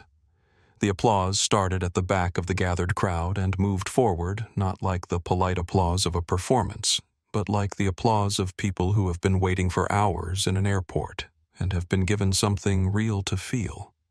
It rolled through the gate area and spread into the adjacent seating and became something large and warm and completely without irony. Several people clapped Marcus on the back as they passed. He accepted it without performance, nodding, saying nothing, not converting the moment into anything it did not need to be. The man from business class who had told Marcus that he should have just sat somewhere else pushed through the thinning crowd and stopped in front of him. He was somewhere in his 40s, wearing a jacket with a tech company logo, and he had the specific expression of a person who needs to say something and knows it and is not finding it easy. "Hey," he said. "Listen, I didn't know. What you did just now, paying for the crew, I was wrong. I said the wrong thing." Marcus looked at him. "You were frustrated," he said. "You needed somewhere to put it. I understand that." The man nodded, relieved in a way that made him look briefly much younger. "Just don't block the aisle," Marcus said. The man laughed, surprised, and walked away. Margaret Ellis appeared at Marcus's elbow. She was a small woman, silver-haired, with the kind of face that suggested decades of paying close attention to people. She touched his forearm briefly, once the gesture of someone who has decided that words are insufficient, but that silence is also insufficient. "Thank you," she said, "for not walking away." Marcus looked at her. The words arrived differently than he had expected, found something in him that most things in this terminal had not touched. "I've been walking away my whole life," he said. "I'm done with that." She nodded once. She picked up her hardback from the row of chairs beside them and moved toward the gate. Tomas Rivera came up the jet bridge off duty now, out of uniform, in a plain dark jacket and the specific relief of a man who has taken off the professional armor and is moving in his own skin. He walked straight to Marcus. He extended his hand. Marcus shook it. 11 years, Tomas said. "I've been doing this 11 years. "I know," Marcus said. "Tonight was the first time someone stood with us." Tomas held his grip for a moment. "Not for us with us. There's a difference." "Yes," Marcus said. "There is. I tried to hold the line. I wasn't sure I was going to make it." "You held it," Marcus said. "That was you. I was just standing in the aisle." Tomas shook his head, smiling in the way of someone who knows better and chooses not to argue. "Next time," Marcus said, "stand first. Don't wait for a passenger to back you up. Stand first. I'll back you up." Tomas looked at him for a moment. Then he nodded the deep, decided nod of a man who has been told the thing he needed to hear. He walked away toward the terminal exit. Marcus stood alone near the window.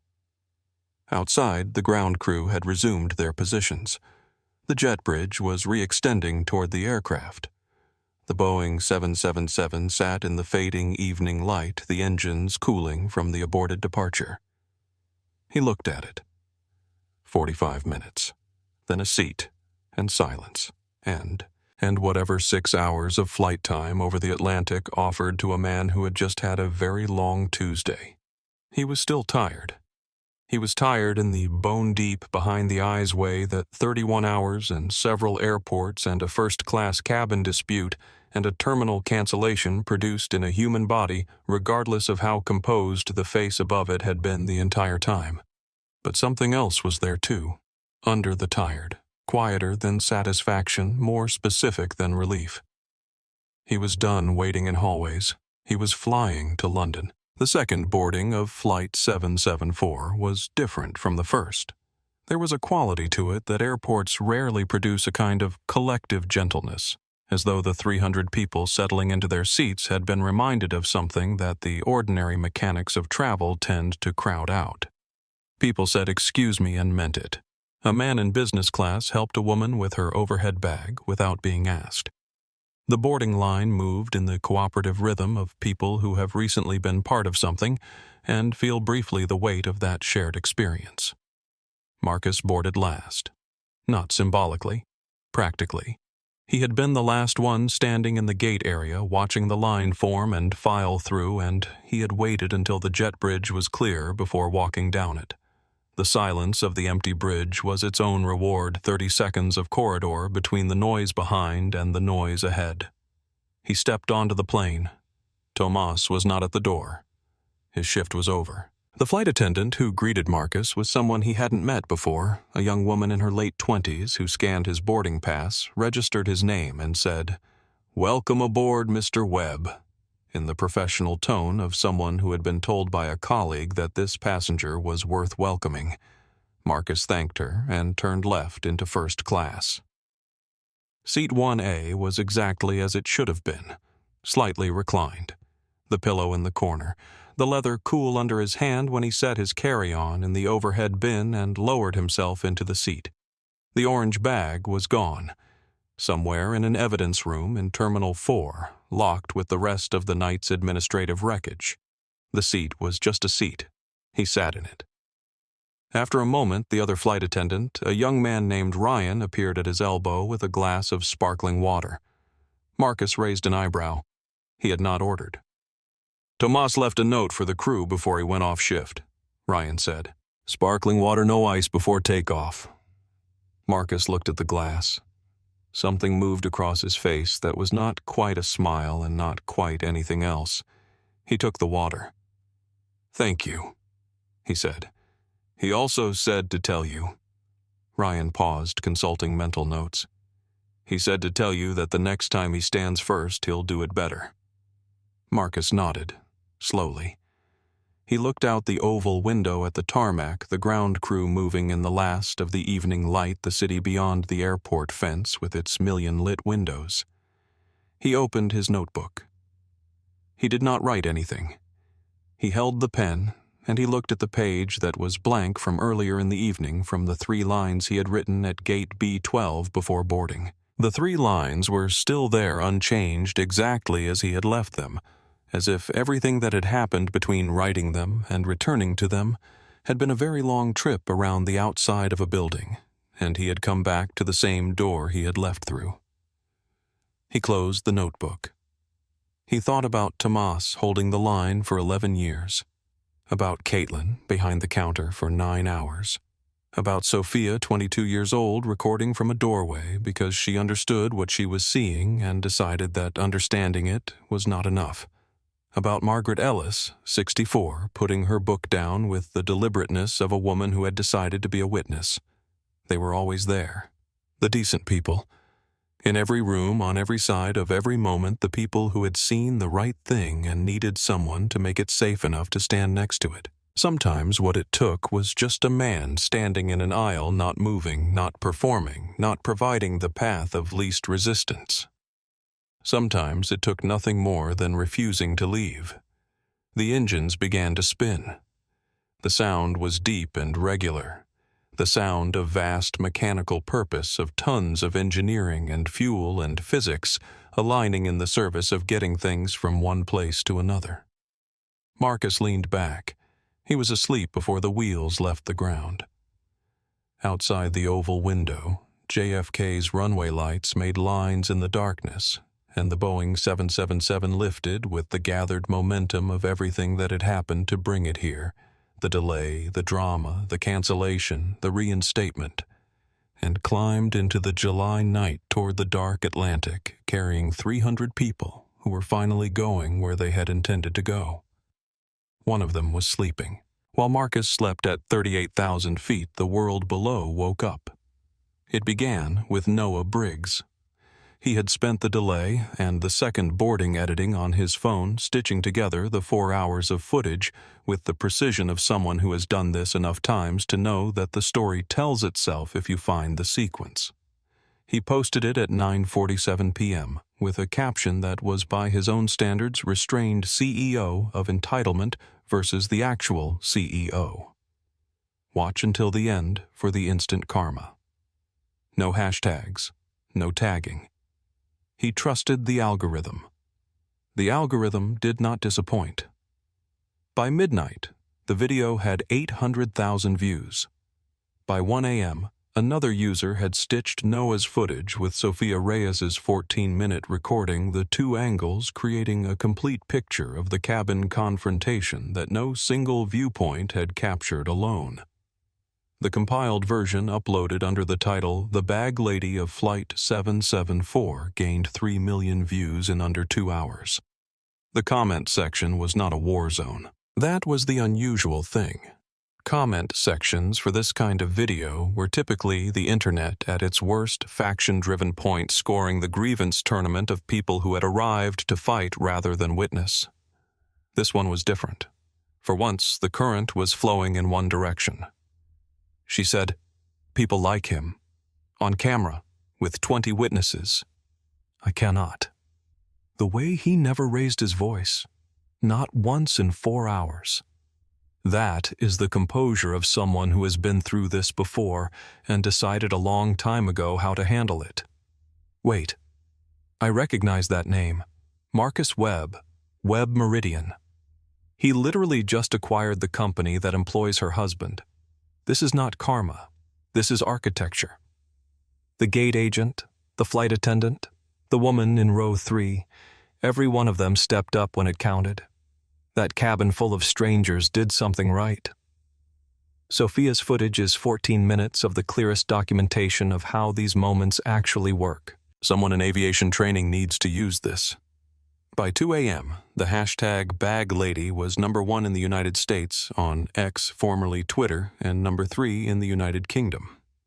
Travel journalists had identified Gate B14 and were calling JFK's PR office at an hour when nobody was staffed to answer. Crestline Partners' website received so much traffic that it crashed at 1:23 a.m. and remained down until morning. The homepage, which had featured a photo of the executive team, was archived by 17 different users before it went dark. Paul Hartwell's professional headshot in the third row from the left. Third from the right. Paul Hartwell, who had not slept, who had been on the phone with his lawyer since 9 p.m., who had refreshed the Crestline homepage 4 times in the last hour, saw the crash notification on his laptop and put his head in his hands. He had tried to call Diana twice. She had not answered. She was either sleeping or more likely watching the same videos he was watching and understanding in the specific silence of a person alone at 2 a.m. watching themselves become the Internet's current most available example of a particular kind of failure. Exactly how much had been lost in a single evening?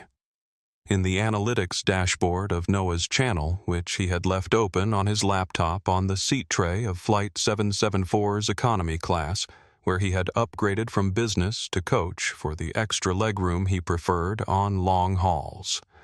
The view counter was spinning. He looked at it for a moment.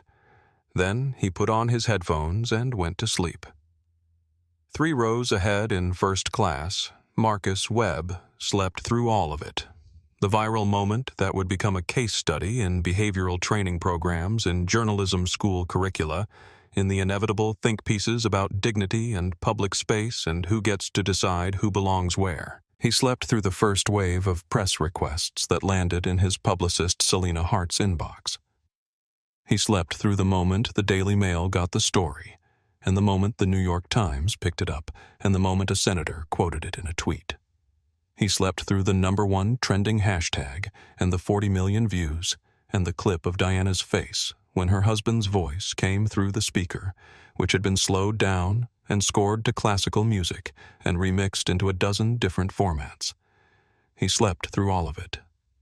The Boeing 777 climbed and steadied and flew west to east across the dark Atlantic, carrying its cargo of sleeping travelers and their complicated ordinary human weight, their missed dinners and rearranged plans, and the residue of an evening that had been for most of them the most unusual Tuesday they would have for years.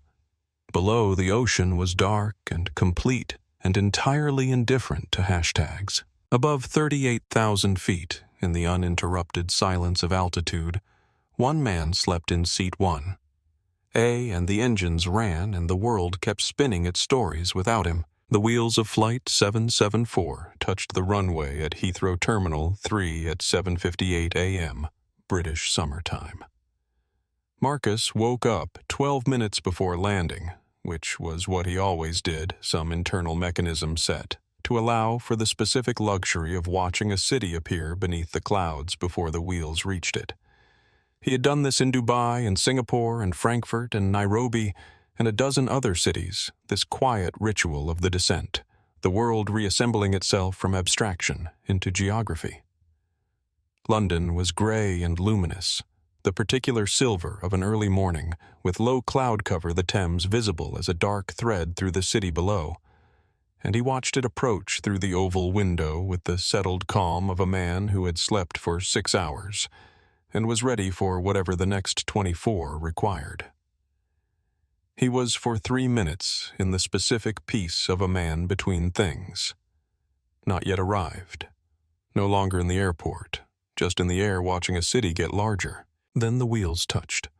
Ryan, the flight attendant, stopped by his seat as passengers began to stand. "Safe travels, Mr. Webb." "Thank you," Marcus said. "Your crew ran a smooth flight." "We had a good crew," Ryan said. He paused. "Tomas is good, in case you didn't know."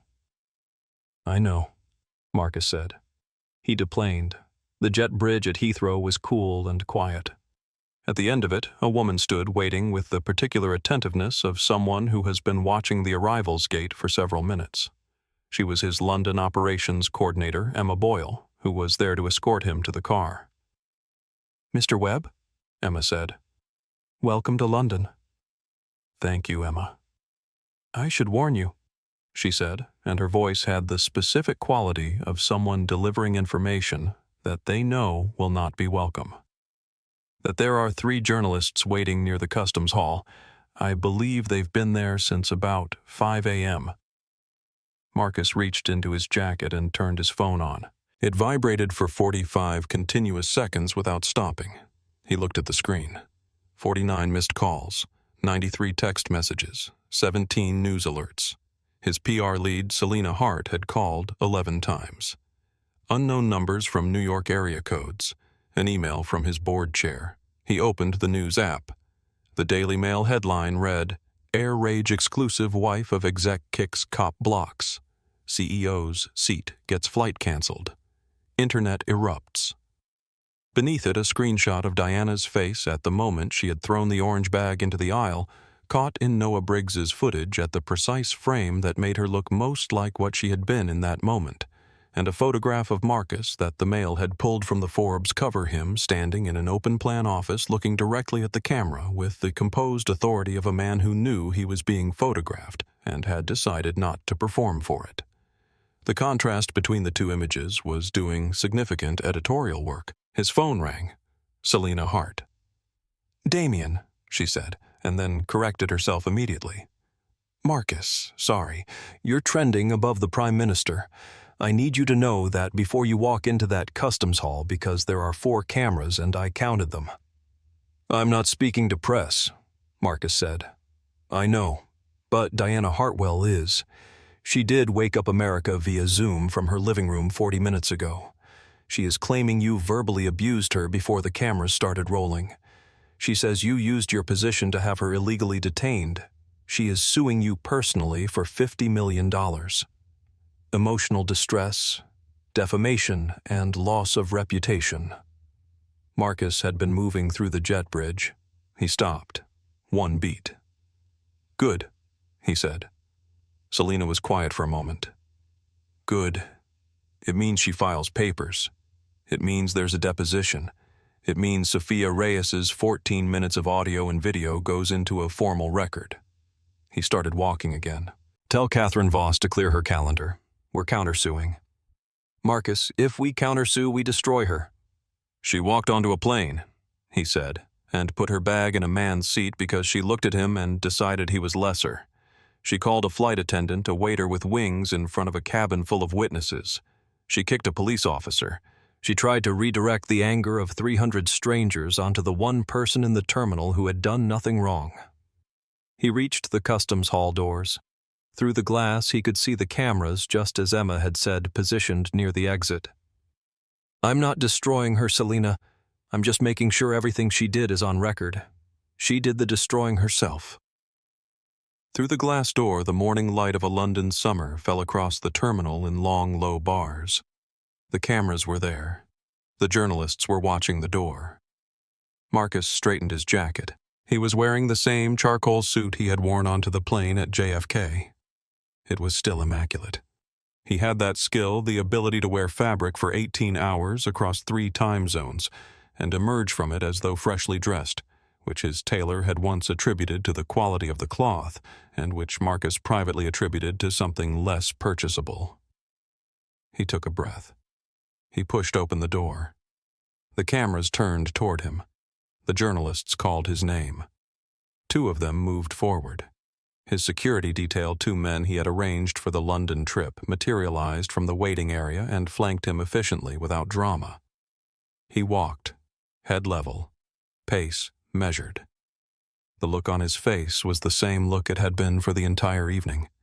He got into the black car waiting at the curb. The door closed behind him. He looked out at the gray London morning as the car pulled away from the terminal. "Catherine," he said, dialing. "Get ready."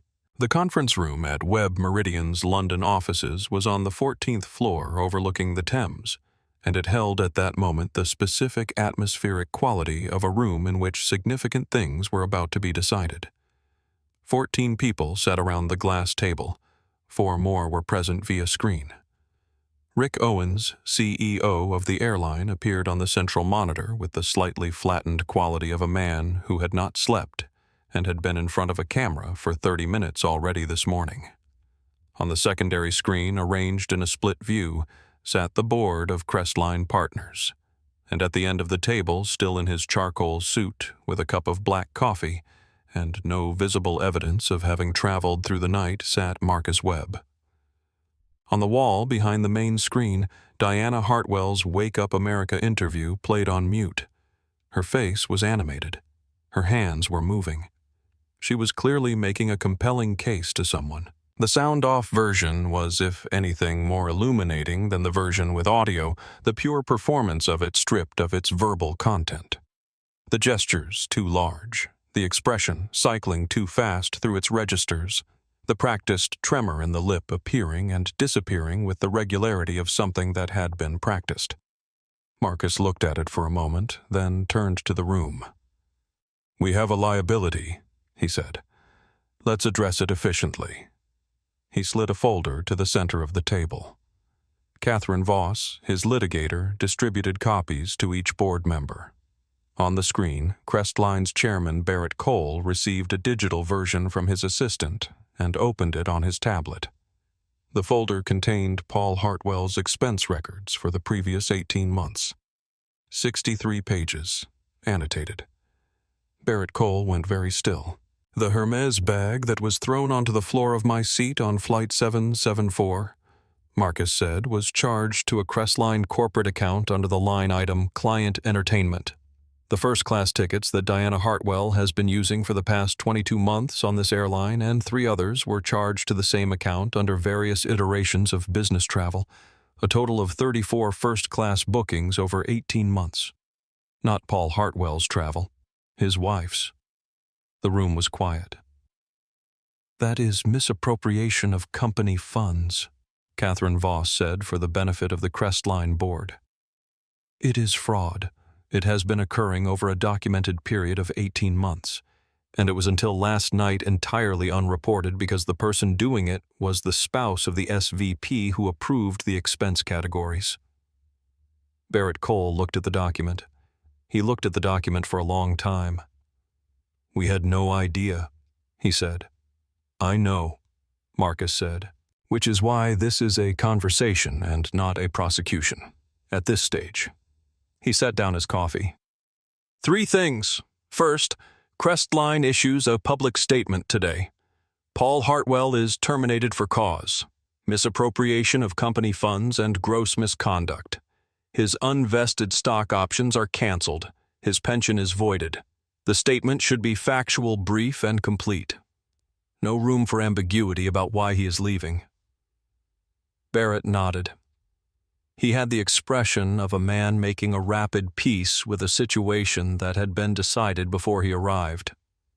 Second, the airline files a civil suit against Diana Hartwell for the direct costs of last night's cancellation.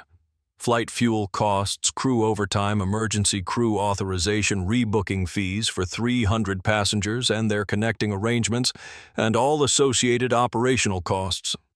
Marcus looked at Rick Owens on the screen. "What is the estimated total?" Rick checked a paper in front of him.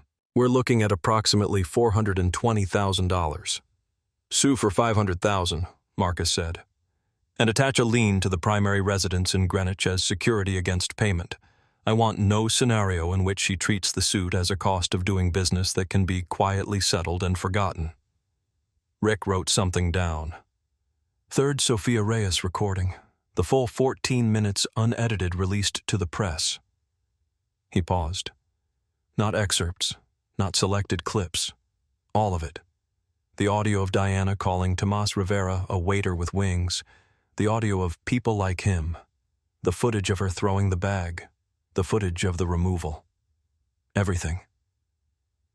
Selena Hart, his PR lead who had flown overnight from New York and was sitting at the far end of the table with a coffee and the expression of someone who has been managing public consequences for 15 years and has not yet seen this specific configuration, spoke carefully. "Marcus, if we release the full 14 minutes, there is no recovery. She will not work. She will not be welcome in the circles she has spent her life in.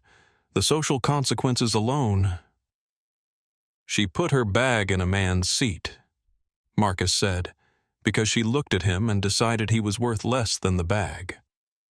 He stood. He walked to the window. The Thames was visible below gray and deliberate, moving in the direction it always moved, regardless of what happened on its banks. She called a professional who has given 11 years of his life to that job a waiter with wings in front of a cabin full of witnesses because he asked her to comply with a reasonable instruction. She performed victimhood in front of 20 cameras to redirect the anger of 300 people onto the person in the terminal who had done nothing wrong. He turned back to the room. "I am not releasing that footage to punish her, Selena. I am releasing it because it is a complete and accurate record of what happened, and because the people in that cabin, Tomas, Sophia, Caitlin, the passengers who stood up, the ones who turned their bodies and decided to be witnesses, they deserve to have what they witnessed confirmed. They deserve to know that it was seen." The room was still. She destroyed herself when she put her bag in his seat. Catherine Voss said to no one in particular, as though the sentence had been forming in her for the entire meeting. "She did," Marcus said. "I'm just turning on the lights." Barrett Cole straightened. "What do you need from Crestline today?" "The statement by 10 a.m. local time," Marcus said. "And a full audit of Paul Hartwell's expense accounts going back 3 years. I want to know the complete scope before we are asked about it." "Done." Marcus looked at Rick on the screen. "The airline's statement should be separate from Crestline's. 2 different entities, 2 different reasons, same day. Don't let it look coordinated even though it is. Let the facts do the sequencing." Rick nodded. "One more thing," Marcus said. He pulled a card from his jacket pocket. He slid it to Barrett Cole. "Caitlin Moore, gate agent at JFK Terminal 4, assigned to the B gates. When the operational review of last night's events is complete, I want her name recognized formally. She spent 9 hours on shift. She was targeted by a passenger who should never have been in that terminal. She held herself together. That kind of person is an asset." Barrett Cole took the card. He looked at it. He nodded. Marcus picked up his briefcase. "We have a signing at 9 a.m., he said. "Let's not be late." He walked to the door. At the threshold, he paused without turning. On the wall behind him, Diana Hartwell was still speaking on mute. Her hands moving her expression, cycling, making her case to a morning show host who had already heard the full recording. "Anything else?" he said. Nobody answered. He walked out. The living room of the Hartwell home in Greenwich, Connecticut, had a view of a garden that in July was at its best, green and ordered, and the specific kind of expensive that does not announce itself. At 7:15 a.m. East Coast time, Diana Hartwell sat in front of her laptop in the room's best chair, her hair newly arranged, her makeup applied with the careful effort of someone reconstructing an appearance rather than maintaining one. Paul had not slept in the bedroom. She did not know where he had slept. She had been awake for 22 hours. She felt underneath the makeup and the posture and the prepared sentences a specific kind of fragile that she had not felt before and did not have language for. The viral videos were real. The comments were real. The number of people who had seen her in that cabin and formed an opinion and expressed it in language that was direct and specific and, in some cases, very cruel, was a real and verifiable quantity that kept increasing every time she refreshed the page. But she was not as the people who knew her could have predicted going to be quiet. The Zoom call connected. The Wake Up America set appeared on her screen, bright and professional, and in the host's seat was Diane Barrow, 51, with the specific watchfulness of a journalist who has read the briefing and has questions that do not appear in it. "Patricia," Diane said, "thank you for joining us." "Diana," Diana said. "Of course." "Diana, you've seen the videos that are circulating. You're here to give your side of the story." "I am," Diana said. She had prepared for this. She had prepared the tremor in her voice and the careful confusion in her expression and the specific way she would describe being frightened by a man who had never raised his voice. She had prepared the part about protecting her property and being misunderstood, and the crew ganging up on her and the airport being chaotic, and her health not being good lately and the stress of the whole situation. "Go ahead," Diane said. "What the videos don't show," Diana began, and her voice was exactly as she had calibrated it, "is what happened before the cameras came out. When that man first boarded, his energy was immediately aggressive. He loomed over me. He made comments about my appearance before he said anything about the seat. I was frightened. I was a woman alone on an international flight, and I was frightened, and nobody was helping me." Diane Barrow looked at her for a moment. "Diana, we have a statement from the airline. They say that you refused 3 direct orders from the flight crew and that you kicked a police officer during your removal. There is body cam footage of the kick that has also been circulating." Diana's prepared tremor flickered. "That footage is selectively edited. I was defending myself. The officer grabbed my arm without warning." "The officer had asked you to come voluntarily 3 times before making physical contact," Diane said. "That is on the body cam footage." "I was frightened," Diana said. "I was having a physical response to the stress." "And the comments you made to the flight attendant." Diane picked up a paper. "I'm quoting from audio. 'You are a waiter with wings,' said to a man named Tomas Rivera, who has been flying for 11 years. Diana opened her mouth, closed it. "And the phrase, 'people like him,'" Diane continued, "used to describe Mr. Webb, who was standing in the aisle asking for the seat he had paid for." "I was talking about his behavior," Diana said.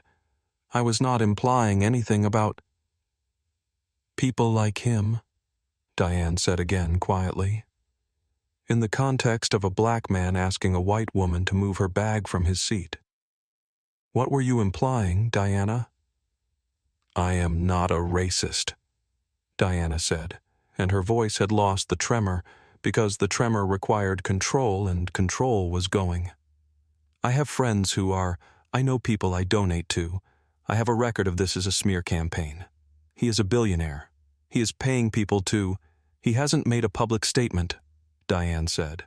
"He landed at Heathrow 2 hours ago and hasn't spoken to press. He's behind the whole thing," Diana said, louder now. "This entire narrative is manufactured. I am the victim here. I was harassed and then publicly humiliated, and now my life is—" She stopped. The word life had come out with more truth in it than she had intended. More of the actual weight of what was waiting for her on the other side of this broadcast. The videos, the comments, the lawyers, the email on Paul's laptop, the house, all of it. The word life had let some of that weight through. Diane Barrow saw it. She was experienced enough not to press. The broadcast ended 3 minutes later. Within 40 minutes, the clip of Diana saying smear campaign had been set to 3 different music tracks and posted on TikTok by 4 different accounts. The version with the orchestral swell gained 2 million views before noon. In the kitchen, Paul Hartwell heard the Zoom call end. He did not go into the living room. He had a bag packed in the hallway. He had a sister in Florida who had told him he could come. He picked up the bag. He left without saying anything. 3 months later, snow was falling on Manhattan. It came down in the specific way of November snow in the city, not the generous accumulation of a real storm, but the thin, provisional kind, the kind that covered the pavement in a gray slush within an hour of landing, as though winter were making a point rather than a commitment. Through the glass walls of the conference room on the 41st floor of a law firm on 6th Avenue, the snow made the city look both beautiful and indifferent, which was Marcus had always thought the most accurate way to see it. He had arrived at 9 a.m. He was wearing a different suit today, charcoal again, because it was the suit that worked, and he had stopped varying things for the sake of variety. He had a coffee in a paper cup from the cart downstairs. Not the firm's coffee, because he liked the cart's coffee better, and had learned in his 40s that small specific preferences were worth honoring. He sat at one side of the long mahogany table. Across from him, Diana Hartwell sat in a gray wool sweater from a brand that did not have a visible logo. Her hair was its natural color at the roots now, a darker blonde shading toward gray, and it was pulled back in a practical bun rather than the rigid helmet it had been in July. She looked different. Not just older, though she did look older. She looked like a person from whom something structural had been removed, some internal scaffolding that had been, it turned out, not bone, but performance. She looked at the table rather than at Marcus when he sat down. Beside her sat Victor Nolan, her attorney who had taken the case on a contingency basis in July, when it looked like Diana Hartwell might be a compelling media figure with a sympathetic narrative. He now had the expression of a man reassessing every decision that had led him to this table. Catherine Voss sat beside Marcus. She had a binder that was 3 inches thick and a legal pad that was already covered in her precise, close handwriting. She had been preparing for this deposition for 11 weeks with the thoroughness of someone who considered preparation to be the only form of mercy she was inclined to offer. A videographer stood in the corner. "State your name for the record," Catherine said. "Diana Hartwell," Diana said. Her voice was quieter than it had been in July. It was not broken. She was not broken. But it was a different voice, one that had been through something and come out on the other side, knowing more about itself than it had wanted to. "Mrs. Hartwell, you are suing my client, Marcus Webb, for defamation, emotional distress, and loss of reputation, claiming that his actions on the evening of July 14th caused direct damage to your standing in your community, your marriage, and your professional and social life. Is that correct?" "Yes," Diana said. "And you are claiming damages of $50 million. "Yes." Catherine opened the binder. "Let's look at the record." She worked through it methodically, page by page, with the patience of someone who has all day and knows it. The audio from Sophia Reyes's recording played through a speaker in the corner of the room, crisp and unambiguous. The body cam footage from the Port Authority officers projected on a screen at the end of the table. The expense records from Crestline Partners, now public record, following Paul Hartwell's termination and the subsequent audit. Each exhibit landed with its own weight. Diana denied things that the audio contradicted. She remembered things differently than the video showed. She described feelings that the footage did not support.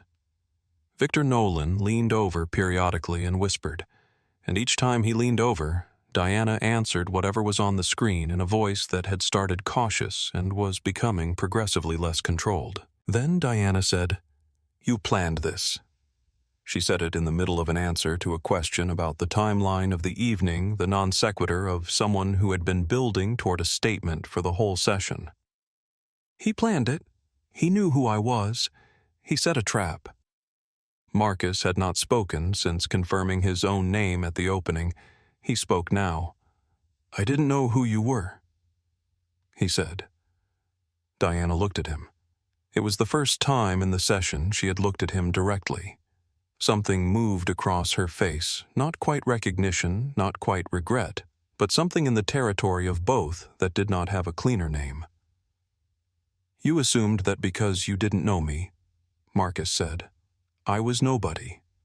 And the only evidence you needed for that conclusion was how I was dressed and what I looked like. That was it. That was the whole calculation." "I was frightened," Diana said. of a man standing in an aisle," he said, "asking you to move a bag." Victor Nolan put his hand on Diana's arm. She pulled it away.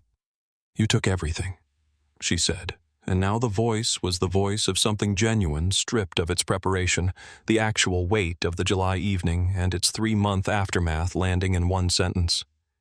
"My house, Paul, my friends. I can't go anywhere. I can't—" She stopped. "Mrs. Hartwell." Catherine said, her voice even and not unkind, "Let me tell you what is actually happening here today." She slid a document across the table. "You filed a lawsuit against my client for defamation and emotional distress.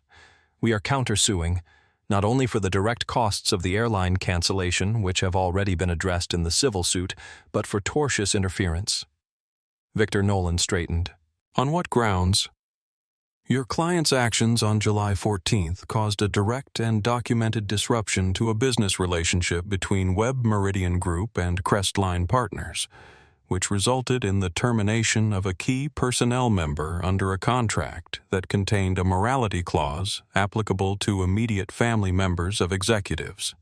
The cancellation of the Crestline logistics contract pending review and reputational damages to Web Meridian Group estimated at $12 million. Diana's hands were flat on the table. She was very still. "We will take the Greenwich House," Catherine said, not cruelly the way you state a coordinate, "as it has already been identified in the civil judgment as a lienable asset. We will take the Aspen property. We will take the investment portfolio, which your own financial disclosure shows has approximately $900,000 in remaining value after the existing judgments. And yes," Catherine paused, "we will take the Hermes bag, which was identified in your asset disclosure as personal property and is currently in police evidence." Victor Nolan was already leaning in to whisper. Diana did not pull away this time. She sat very still and listened. Then she said quietly to no one in particular, "I just wanted to keep my bag safe." She said it so quietly that the videographer barely caught it, but it was there on the record, and it was the most honest sentence she had spoken since July. Marcus stood. He buttoned his jacket. He picked up his coffee. He looked at Victor Nolan. 24 hours to withdraw your lawsuit and accept our terms on the countersuit. After that, we go to trial.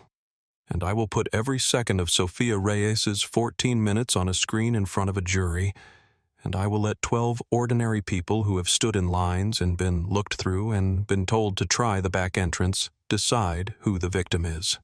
He walked toward the door. He was almost through it when Diana said, "I'm sorry." He stopped. He did not turn around immediately. He let the sentence stand on its own for a moment in the quiet of the conference room, with the snow falling beyond the glass and the city going about its indifferent business 41 floors below. He turned. Diana was looking at him. Her hands were in her lap. The gray sweater was simple, and she looked in this room without her armor, like a person rather than a performance, which was the most charitable thing the moment offered, and the most complicated. "I'm sorry," she said again. "For the seat. For all of it. Is that what you need to hear?"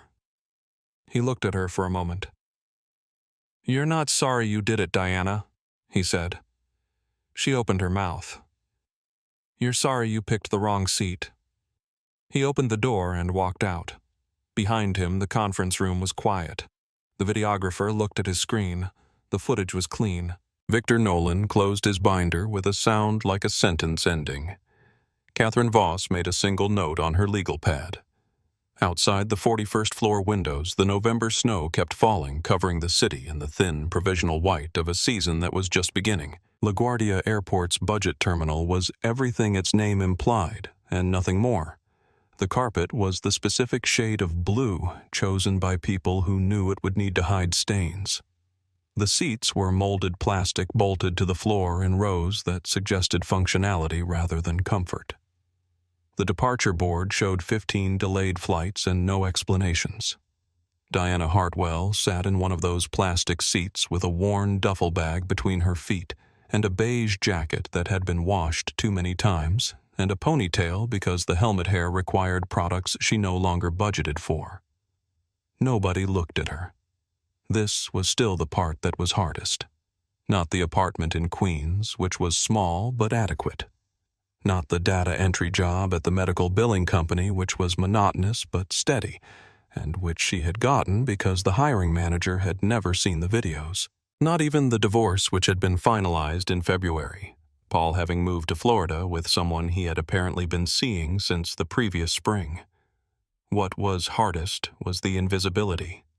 She had been visible her entire life. Not always seen correctly, not always seen the way she wanted, but always registered, always noticed, always a presence that rooms adjusted to accommodate. Now she moved through rooms and nothing adjusted. She stood in lines and nobody moved. She boarded planes and no one offered help with the overhead bin. She was in Group 4. The gate agent called it in the monotone of a person who had made this announcement so many times it had become ambient noise. Group 4. Diana stood, pulled the duffel onto her shoulder, and joined the line. The bag was heavy. Her shoulder ached. The ache was real now, a chronic thing that came from stress and long hours and the specific physical cost of tension that has nowhere to go. The flight was to Fort Lauderdale. $89, non-refundable middle seat. Row 24. She boarded. She made her way down the aisle of the Airbus A320, which smelled of the specific combination of recycled air and compressed humanity that she had once experienced only in the way you experience background noise, barely perceptible through the cushioning of first class. She found row 24. A large man already occupied the window seat, spilling generously over the armrest. A teenager with headphones blocked the aisle seat. She said, "Excuse me," and meant it, and squeezed into the middle. The tray table pressed against her knees. She tried to fit the duffel bag under the seat in front of her. It was too full. She pushed. It went halfway. Her phone buzzed, a news alert. She almost let it pass, but the name in the headline was a name she could not scroll past. Marcus Webb launches Dignity in Transit Initiative, $5 million foundation to protect airline workers from passenger assault and harassment. She opened it. He was standing on a stage in the photograph beside Rick Owens beside the airline's senior operations team, with the expression she recognized from the Forbes cover and from a first-class cabin in July, the expression that did not perform anything. He looked rested and certain, and completely himself.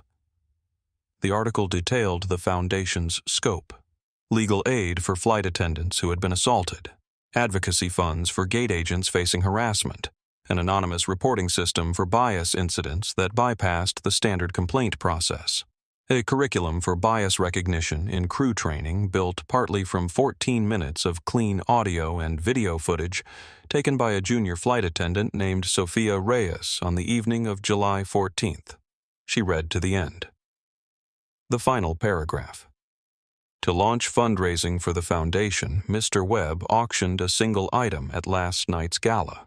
A Hermes Birkin bag-in faux orange, acquired via a bankruptcy liquidation proceeding following the legal judgment in Hartwell versus Webb et al.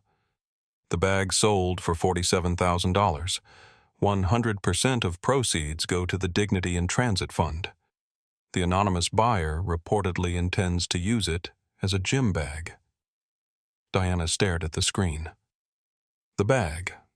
Her $5,000 bag, which she had placed on a seat in a first-class cabin because she had believed with the absolute certainty of someone who has never been asked to justify a belief that it had more right to that seat than the man who had paid for it. The bag that had been taken into evidence and returned to her in a paper bag 3 weeks after the incident, and that had been included in her asset disclosure and surrendered in the settlement because nothing was exempt. That bag was now a gym bag for someone richer than she had ever managed to become, and the money from its sale was helping the people she had called peasants. She stared at the screen until it went dark. One tear ran down her cheek and fell onto the beige jacket. She did not wipe it. She was too tired to wipe it. The plane pushed back from the gate. "Ma'am?" A flight attendant paused at her row, the voice professional and gentle. "Your bag needs to be fully stowed before takeoff. Could you push it all the way under the seat?" Diana looked up. The flight attendant was young, dark-haired, with the tired eyes of someone 4 hours into a shift. "Of course," Diana said. "I'm sorry." She kicked the bag under the seat. It disappeared into the darkness beneath the tray. She folded her hands in her lap. She looked at the seat back in front of her. She closed her eyes. Tomas Rivera was named Lead Purser of the Year by the airline at their annual crew recognition ceremony in October, held in a hotel ballroom in Chicago that smelled of institutional carpet and genuine pride. He stood at the podium in his uniform, and he said in a voice that had been steady for 11 years on planes and was slightly less steady now that the award belonged to a cabin, that standing up was not something one person did. It was something a room decided together. He said there had been a passenger this past July who had made it easier to decide. Caitlin Moore was promoted to Gate Services Supervisor in September. She kept the HQ authorization message printed and framed on the wall of her new office, the one with the window, the one that looked out onto the B gates. Platinum Recovery, it read. She was 26 years old, and she was a supervisor with a window office, and she had gotten there by standing at a counter for 9 hours and not breaking. Sophia Reyes's footage became the foundation of a new bias recognition training module adopted by 3 major airlines and 2 aviation industry associations. The module was built without her name on it at her request because she said the footage should speak for itself. She was offered a role in the airline's operations review division in November, and she took it moving from the galley curtain to the conference room from witness to advocate. Margaret Ellis published an essay in a quarterly journal that was later reprinted in The Atlantic. She wrote about a first-class cabin and a man who had been asked to move before he had arrived, and had stood in an aisle with such composure that it had forced her in row 3 to ask herself what composure of that quality costs, and what the world asks of people in exchange for it. The essay ran to 4,000 words. It was shared 1.3 million times. Noah Briggs started a podcast about public accountability, public space, and the documented gap between what people believe they would do in difficult moments and what they actually do. It had 800,000 subscribers by the following spring. The first episode was called The Bag. 14 months after Flight 774. Marcus Webb was in a conference room in Lagos, Nigeria, 11 in the morning, his 3rd city in 5 days, looking at a projection map of West African supply routes that had inefficiencies in them that he could already see from across the room. His phone buzzed. A text from Adriana Cruz. "Tomas Rivera's award ceremony is tonight. He submitted your name to the thank you page of the ceremony program. I told him you'd want to know. He also asked if you might send a note." Marcus looked at the projection map. He looked at the city outside the window. This city he had never been to before, and that was already in the specific way of places that have real work in them starting to feel navigable. He put down the spreadsheet. He took out the notebook. The Leuchtturm, 1917 with the rubber band closure. He turned to a fresh page. He wrote 3 sentences in his small, careful handwriting. He took a photograph and sent it to Adriana. In a hotel ballroom in Chicago, Tomas Rivera was handed a printed card at the podium. He unfolded it. He read the 3 sentences. His voice, which had been steady in the first-class cabin of a 777 on an evening in July, and steady at the podium for the first 2 minutes of his speech, cracked on the last line. He finished the sentence anyway. He held the microphone. He breathed. The room applauded. "We do not see what the note said. That is between Tomas Rivera and the man who wrote it. Some things do not need witnesses.